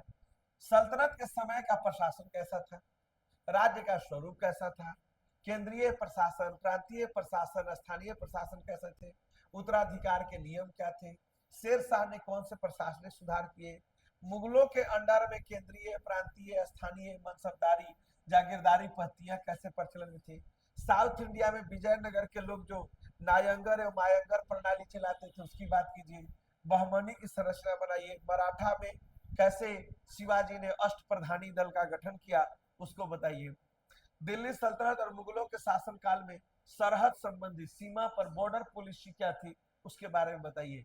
ये यूनिट 2 है। Unit 1 dedicated to political history of medieval period. Unit next जो है एक कंप्लीटली एडमिनिस्ट्रेटिव सिस्टम पर सेंट्रलाइज है, पूरा का पूरा प्रशासन ही हम लोग इसमें पढ़ रहे हैं। इसके अलावा क्या कहता है, कहता है सल्तनत और मुगलों के शासन, कृषि उत्पादन, सिंचाई प्रणाली, ग्रामीण अर्थव्यवस्था, किसानों को दिया जाने वाला अनुदान, कृषि ऋण, शहरीकरण, जनसंख्या के स्ट्रक्चर में होने वाले बदलाव, उद्योग, सूती उद्योग, हस्तशिल्प, कृषि आधारित उद्योग, कारखाना, टेक्नोलॉजी, व्यापार एवं वाणिज्य, राजनीति, आंतरिक बाह्य, यूरोपीय व्यापार, व्यापार केंद्र, पतन, परिवहन, संचार। एक पूरा यूनिट में ये पूछ रहा है कि मध्यकाल का प्रशासन बताइए, मध्यकाल की अर्थव्यवस्था बताइए, मध्यकाल में जनसंख्या का ट्रांजिशन समझाइए, मध्यकाल में इंडस्ट्री के बारे में बताइए, मध्यकाल में ट्रेड के बारे में बताइए कि व्यापार हो रहा कैसे हुए। और हुंडी चेक है, मध्यकाल का चेक को हम लोग हुंडी कहते हैं। इंश्योरेंस का काम, मुद्रा, टकसाल जहां सिक्कों की ढलाई होती थी, उस काल में अकाल और उस काल में किसान विद्रोह, सब यूनिट 2 में है। अब तुम लोग को ये दिखना है कि अगर मध्यकाल में 3 यूनिट दिया है, एंशिएंट में 3 यूनिट था, मध्यकाल में भी 3 ही यूनिट होगा, तो मध्यकाल के 3 यूनिट में एक यूनिट में पूरा पॉलिटिकल हिस्ट्री है, दूसरा यूनिट में उस काल की अर्थव्यवस्था, उस काल का समाज, ठीक है, और उस काल के प्रशासन हावी है, ठीक है। अभी वाला जो बात आएगा, समाज उसमें नहीं था, मतलब समझो कि अर्थव्यवस्था और प्रशासन ही मुख्य थे उधर, यहाँ समाज और संस्कृति आएगा।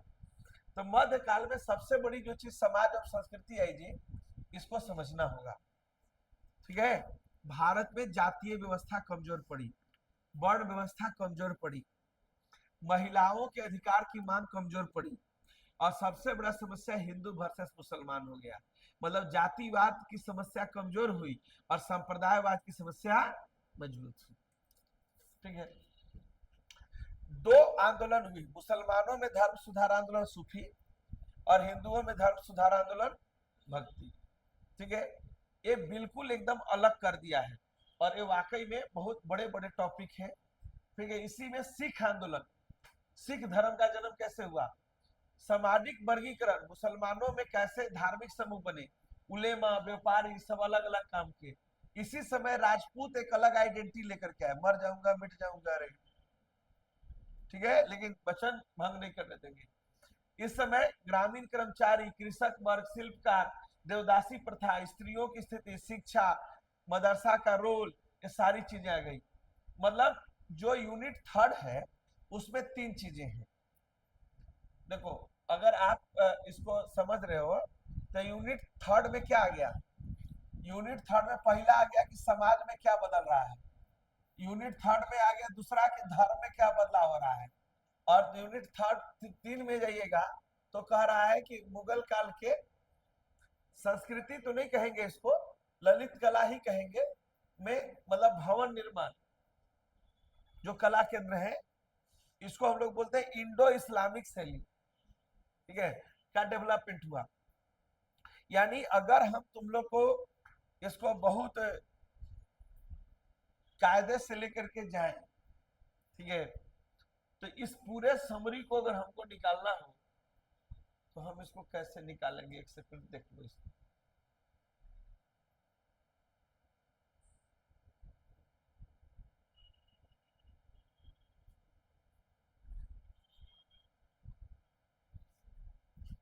देखो, अब अगर हम लोग कहें इसको कि प्राचीन काल का जो सिलेबस है, तो प्राचीन काल का यूनिट 1 जो बनाया गया है, ये यूनिट 1 में हम लोग कहां से कहां तक है, पाषाण काल से लेकर के जन्म लिए और कहां पर जाके गए, मौर्य साम्राज्य, नहीं वो उधर है, ठीक है, ये जाके खत्म होता है महाजनपद काल तक, ये यूनिट 1 में शामिल है। ठीक है, क्या यहां पर हम लोग दिखा रहे हैं जी, यूनिट, ठीक है। और यूनिट 2 में आप गए तो इसमें 4 टॉपिक है, क्या क्या बताओ, मौर्य काल, मौर्योत्तर काल, गुप्त काल, और चौथा भाग है वो हम लोग पढ़े कि गुप्त काल और गुप्तोत्तर काल, ठीक है। अगर यूनिट 3 में जाए हम लोग, तो यूनिट 3 में हम लोग जिसको बोलते हैं राजपूत काल, सामंतवादी काल, या जिसको हम लोग बोलते हैं पूर्व मध्य काल, ठीक है। पॉइंट के व्यू से जाए, ये तीनों टाइम पीरियड कितना से कितना तक था जी, 800 से 1200 एडी के बीच में। तो 800 से 1200 में हम लोग पढ़ेंगे उत्तर भारत, हम लोग पढ़ेंगे दक्षिण भारत, हम लोग पढ़ेंगे पूर्वी भारत, और हम लोग पढ़ेंगे पश्चिमी भारत। ये विखंडन का पीरियड है। इस तरीके से यूजीसी ने सिलेबस को डिवाइड किया है भाई चीज को, ठीक है। यूजीसी के अनुसार इकाई का विभाजन, ठीक है।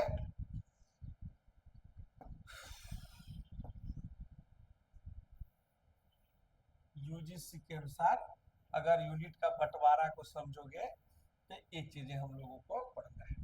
प्राचीन काल में इसी तरीके से ये बटा हुआ है, ठीक है। इसी प्रकार अगर अगला भाग में तुम लोग को लेके चले, जिसमें क्या दिख रहा है हम लोग को जी, मध्य काल। तो मध्य काल में जो 3 यूनिट बनाया गया, ठीक है, इस 3 यूनिट में, 3 यूनिट के बाद ये यूनिट कितना होता है जी, चौथा यूनिट।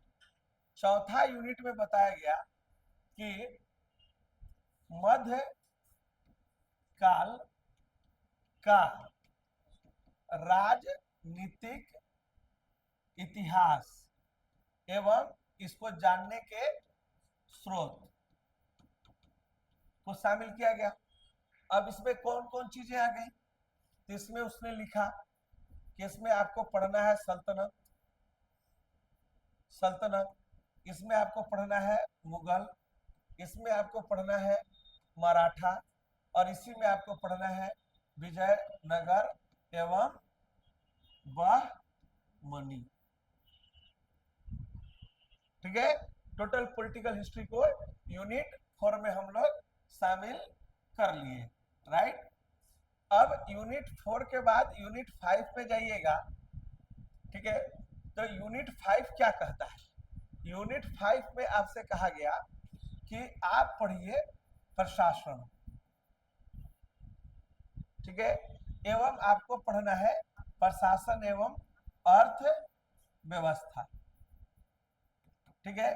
किसका पढ़ना है, तो आपको तीनों को पढ़ना है। आप सल्तनत का भी पढ़िए, आप मुगल का भी पढ़िए, और आप पढ़िए क्षेत्रीय राजवंश का भी। वो 2 चीजों के उसमें संकल्पना है। यूनिट 5 के बाद अगर यूनिट 6 पर हम लोग जा रहे हैं तो हमको क्या पढ़ना है? हमको पढ़ना है समाज, हमको पढ़ना है धर्म, और हमको पढ़ना है कला, खास करके आस्था, पद्य व अन्य कला। ठीक है। और इसमें हम लोगों ने समाज से ज्यादा, अगर समाज में देखेंगे तो समाज में संरचना पढ़ना है, समाज की संरचना कैसी थी, और शिक्षा पर ज्यादा ध्यान दिया गया है।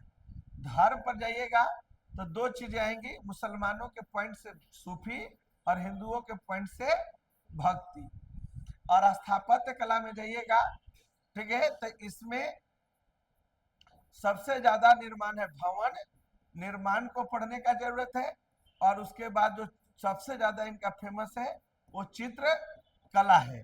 और इसी में आपको साहित्य को भी हल्का सा जगह दिया गया है। ठीक है। इसको बोलते हैं कि किसी सिलेबस को स्ट्रेटेजिक तौर पर पहले समझो, समझे, कि वहां और यहाँ के बीच में कॉन्सेप्ट को किस तरीके से बिल्ड करना है। कॉन्सेप्ट बिल्ड है तो बाकी काम तो अपने हाथ का काम है, बाएं हाथ का काम है, जैसे चाहिएगा वैसे रोटेशन करिएगा। ये हम लोग पोस्टमार्टम कर रहे हैं, ठीक है, उस सिलेबस को, कि हम मतलब कितना आसानी से अब हम लोग पढ़ सकते हैं इसको। देखो वहां से पढ़ेंगे तो पागले हो जाएंगे, क्योंकि कहीं कहीं से उठा उठा के टर्म डाला हुआ है।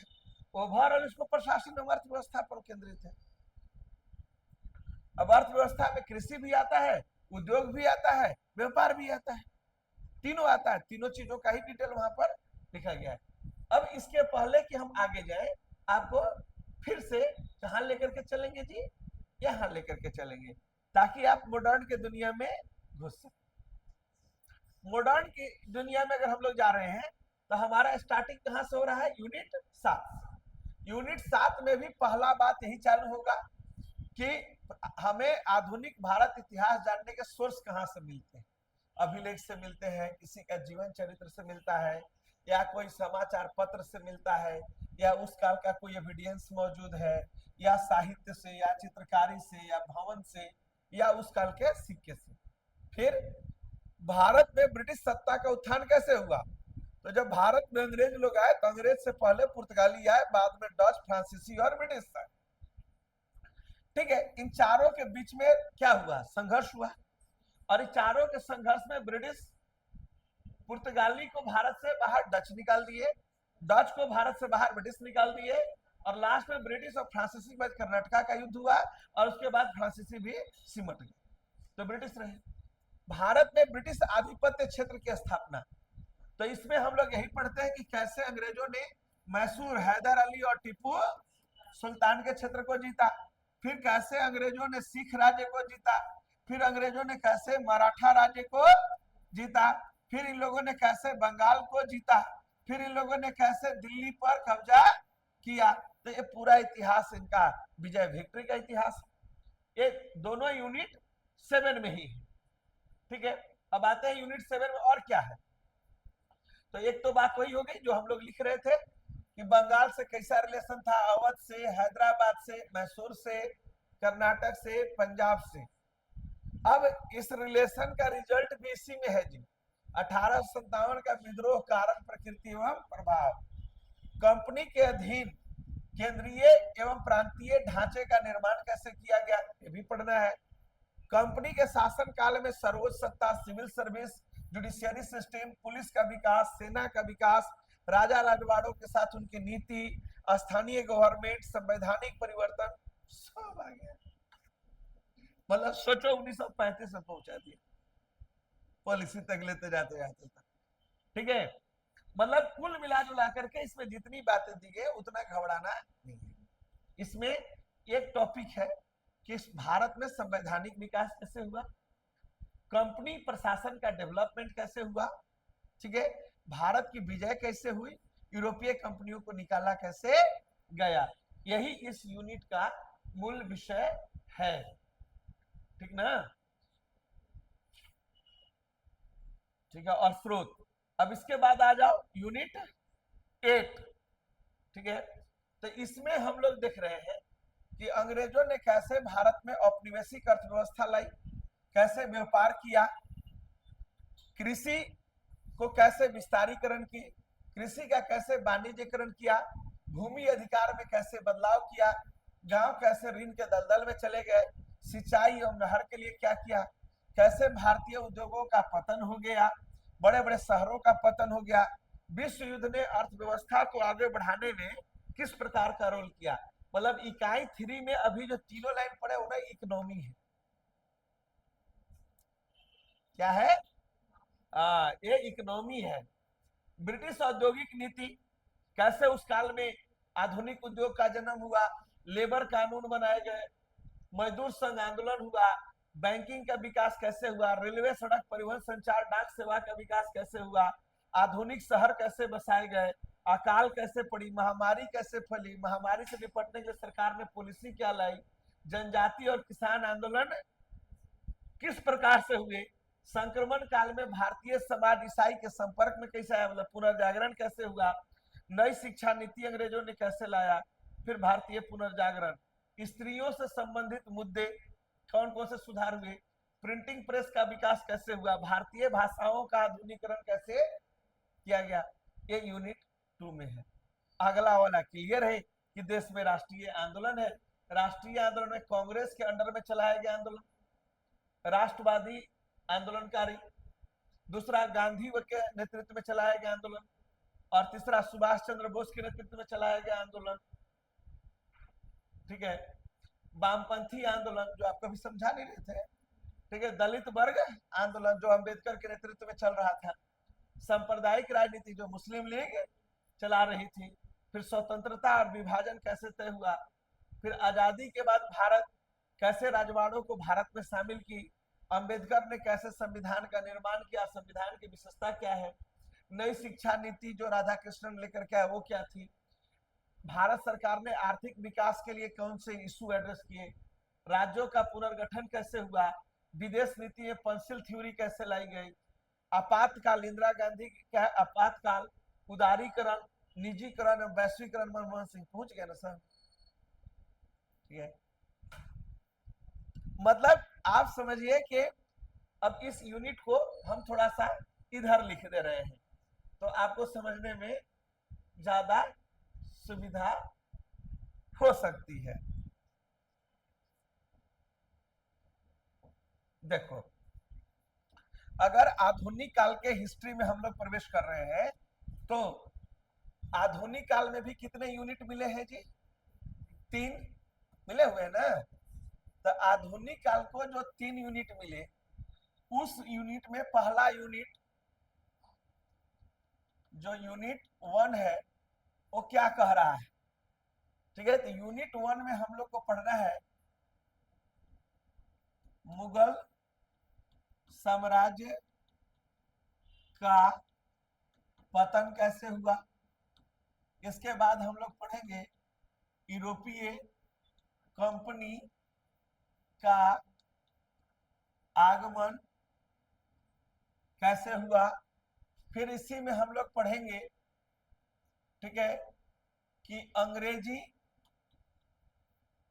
एकाधिकार कैसे विकसित हुआ। फिर अंग्रेजों के द्वारा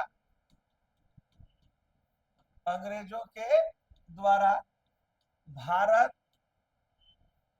विजय अभियान एवं इससे संबंधित नीति, भारत विजय अभियान एवं नीति। फिर अंग्रेजी प्रशासन कैसे बनाए गए, और लास्ट में तुम लोग को इसमें बताया गया संवैधानिक सुधार।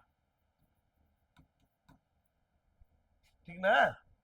मतलब पहला यूनिट में तुम लोग को बताया गया कि कैसे भारत में धीरे धीरे मुगल शक्ति सिमट गई, भारत में कैसे यूरोपीय कंपनियां आई, अंग्रेज 4 कंपनियों में कैसे एकाधिकार का युद्ध हुआ, इस एकाधिकार के युद्ध में अंग्रेजों ने विजय प्राप्त की, फिर अंग्रेजों के द्वारा कैसे बंगाल वगैरह का विजय किया गया, अभियान एवं नीति, नीति का मतलब अंग्रेज भारत जीतने के लिए 4-5 नीति लागू किए हैं।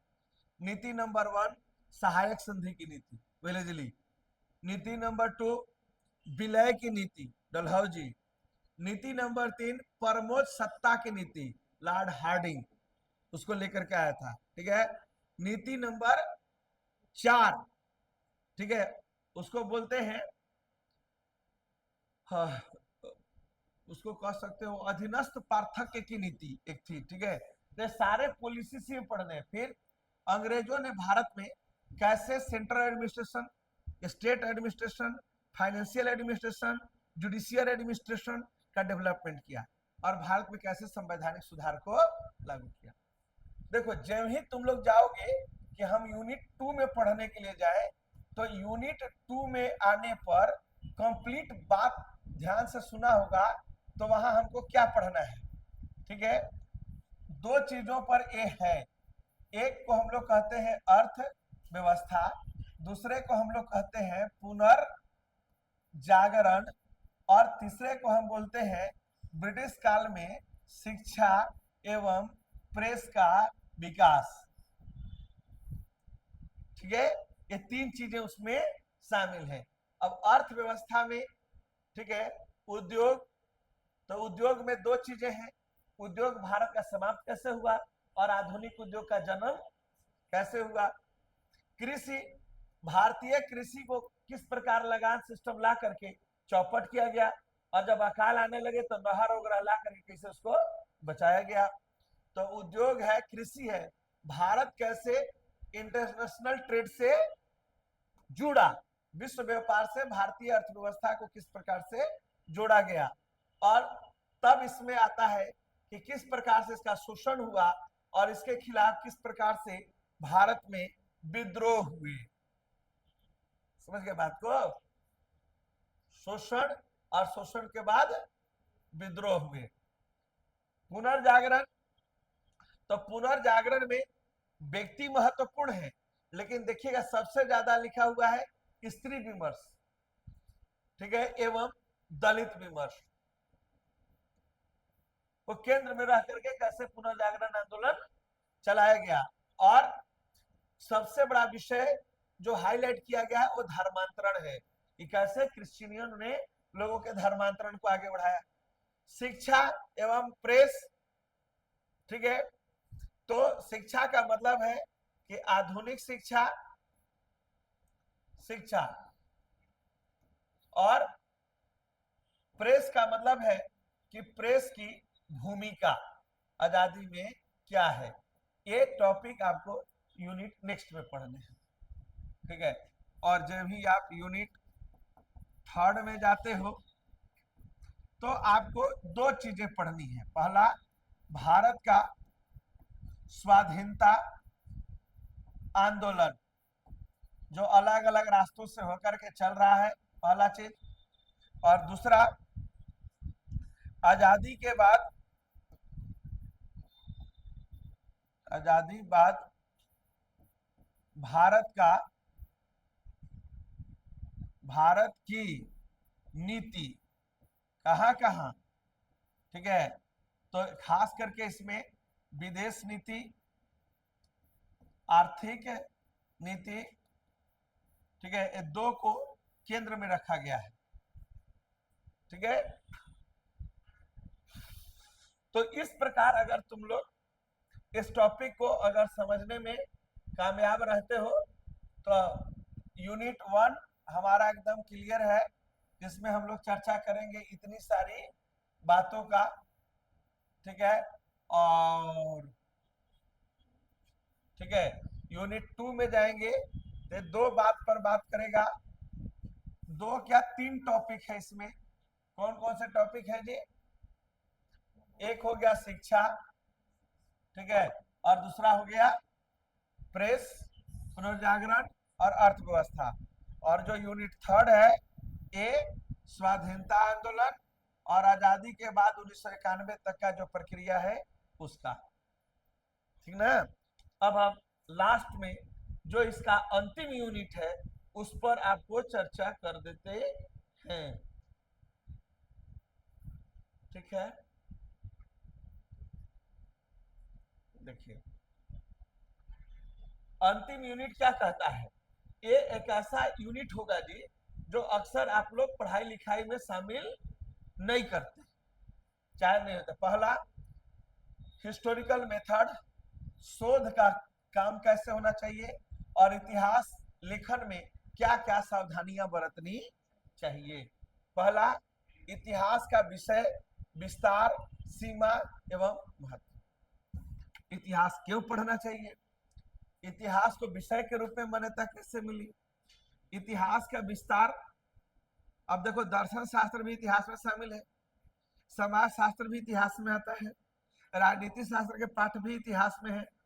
तो इतिहास से ही राजनीति शास्त्र, दर्शन शास्त्र, समाज शास्त्र सब पैदा होता है, धर्म शास्त्र सब पैदा होता है, ठीक है, नीति शास्त्र सब इसी से पैदा हुए। दूसरा, इतिहास वस्तुनिष्ठ होना चाहिए, इतिहास में पूर्वाग्रह दोनों मत है। देखो मजेदार बात क्या है, ठीक है, एक घटनाक्रम, एक मैं अपना निजी विचार से बता रहा हूं तुम लोग को, इतिहासकार का विचार नहीं। हिस्ट्री को ऑब्जेक्टिव होना चाहिए। इसको ऐसे समझो कि यूजीसी नेट में जब शुरू में तुम लोग का चयन होता था तो तुम लोग सब्जेक्टिव क्वेश्चन पूछा जाता था, ऑब्जेक्टिव के अलावा सब्जेक्टिव पर ही आपका चयन होता था। बाद में सब्जेक्टिव को बंद करके ऑब्जेक्टिव कर दिया गया। क्यों ऑब्जेक्टिव किया गया, कह सकते हैं जी। सब्जेक्टिव में कोई वामपंथी नजरिए से देखता था, कोई राष्ट्रवादी नजरिए से देखता, कोई सबल्टन नजरिए से। तो विद्यार्थी सही होने के बावजूद भी चूंकि जांचने वाला व्यक्ति ही किसी विचारधारा से ग्रसित था, उनको फेल कर देता था। तो बोला कि नहीं, हमको ऑब्जेक्टिविटी चाहिए, कि 4 विकल्प देंगे उसी पर हम चयन करेंगे।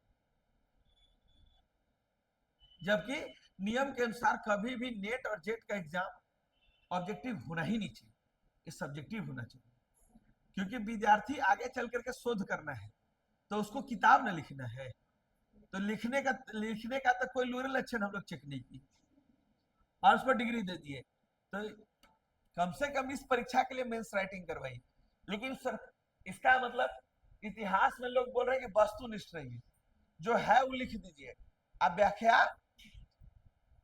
दूसरा है कि इतिहास में पूर्वाग्रह, अगर तुमको किसी चीज से प्रेम होगा, एक सिंपल सा बात है कि अगर किसी लड़का को किसी लड़की से प्रेम हो गया है तो प्रेम में उसको हर रूप से निहारता है, इसका आंख कैसा है, कान कैसा है, थोड़ा और उठा हुआ होता तो कैसा है देखती, थोड़ा कान का बाली नीचे लटका होता तो किधर। तो जब उसके प्रति वो रिसर्च करेगा तो वो अनंत कल्पना में जाएगा। तो इतिहासकार भी, अगर मान लो कोई इतिहासकार हिंदूवादी हो गया तो गुप्त काल में खोजेगा कौन कौन सा ऐसा चीज निकाला जा सकता है जो हिंदुओं के फेवर में है। तो जब भी इतिहास बहुत बड़े कलेवर में आया है तो पूर्वाग्रह से। हर इंसान कोई न कोई भावना से प्रेरित है, कोई जातिवाद से प्रेरित है, तो कोई धर्म से प्रेरित है, ठीक है, तो कोई आदमी देश से प्रेरित है, तो कोई आदमी किसी व्यक्ति से प्रेरित है। लेकिन इंसान कोई ऐसा नहीं हो सकता है जो भैंस हो, ठीक है। तो कहा गया है कि इतिहास को डूबने दो, एक प्रेमी की तरह, आशिक की तरह। जैसे कोई आशिक किसी की कल्पना करता है तो उसके रूप में क्या क्या नहीं, तुम गजगामिनी हो, तुम मृगनयनी हो। अगर कालिदास कोई प्रेम नहीं होता तो शब्द नहीं पैदा होता, उन्हें शब्द गढ़ा। तो इतिहासकार पूर्वाग्रही हो जाता है तो बड़ा गुड़ गुड़ तथ्य निकालता है, रहस्य मूलक तथ्य निकालता है। तो एक तरफ लोग कि छोड़ दीजिए ना, पूर्वाग्रही ही रहने दीजिए। दूसरे तरफ कहा था कि वस्तुनिष्ठ रहना चाहिए। क्या रहना चाहिए तुम लोग सोच के बताना हमको। अन्वेषण, जो रिसर्च के तरीके हैं इतिहास में, उसकी भी आलोचना होती है, संक्षेपण की बात होती है। और इतिहास सहायक विज्ञान, क्वेश्चन तो भी है कि इतिहास कला है कि विज्ञान है, ठीक है। इस डिबेट में भी हम लोगों को आगे चल करके पढ़ना है। देखिए कहता है कि इतिहास आपके लिए क्या है, इतिहास विज्ञान है, इतिहास कला है या सोशल साइंस है। इतिहास में कारण कार्य संबंध, मतलब हर घटना एक दूसरे पर आश्रित होती है।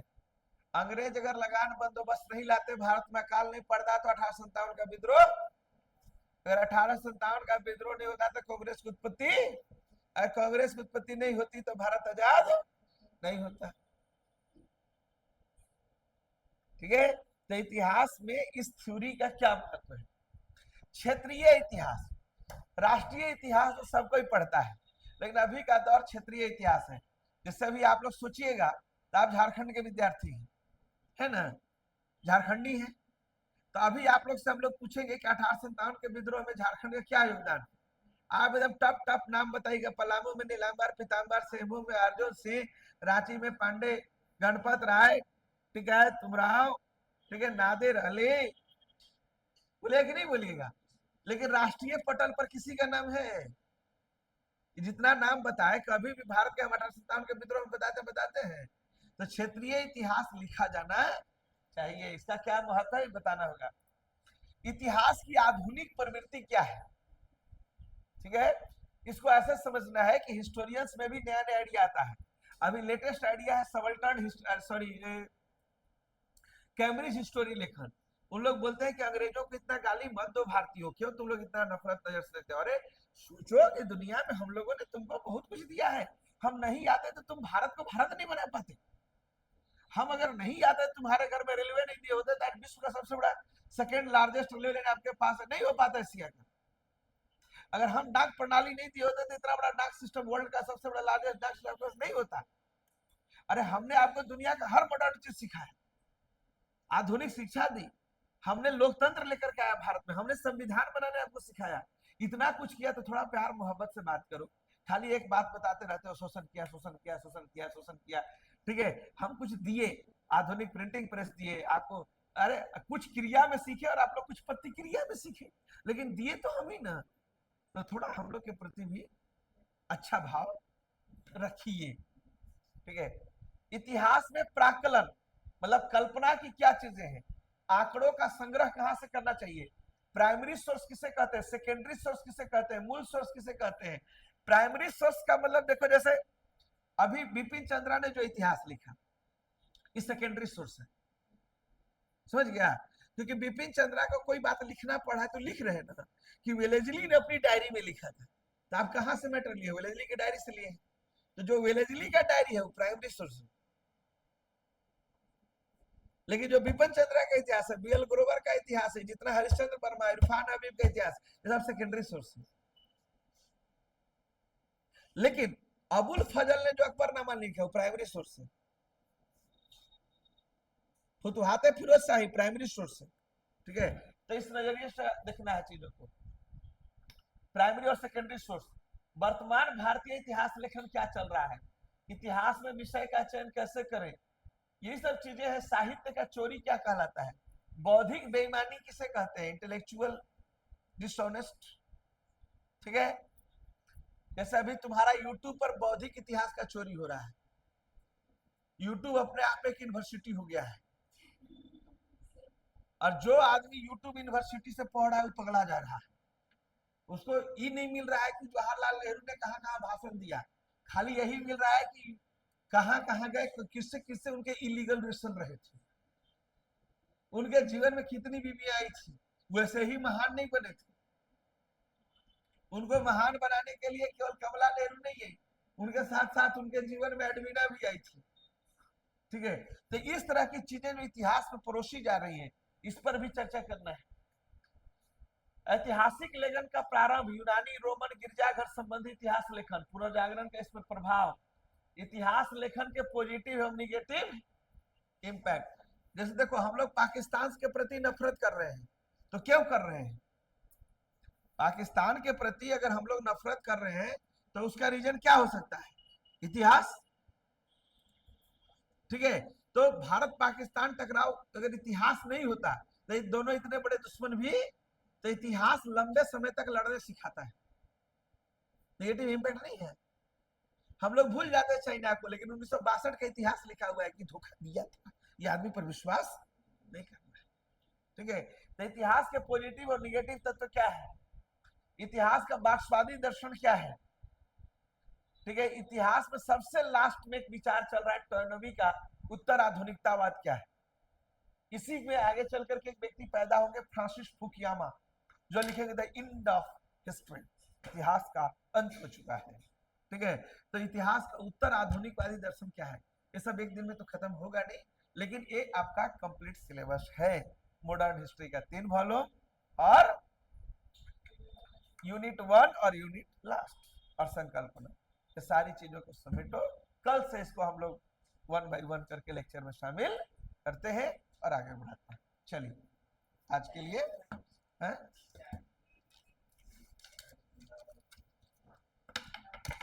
अब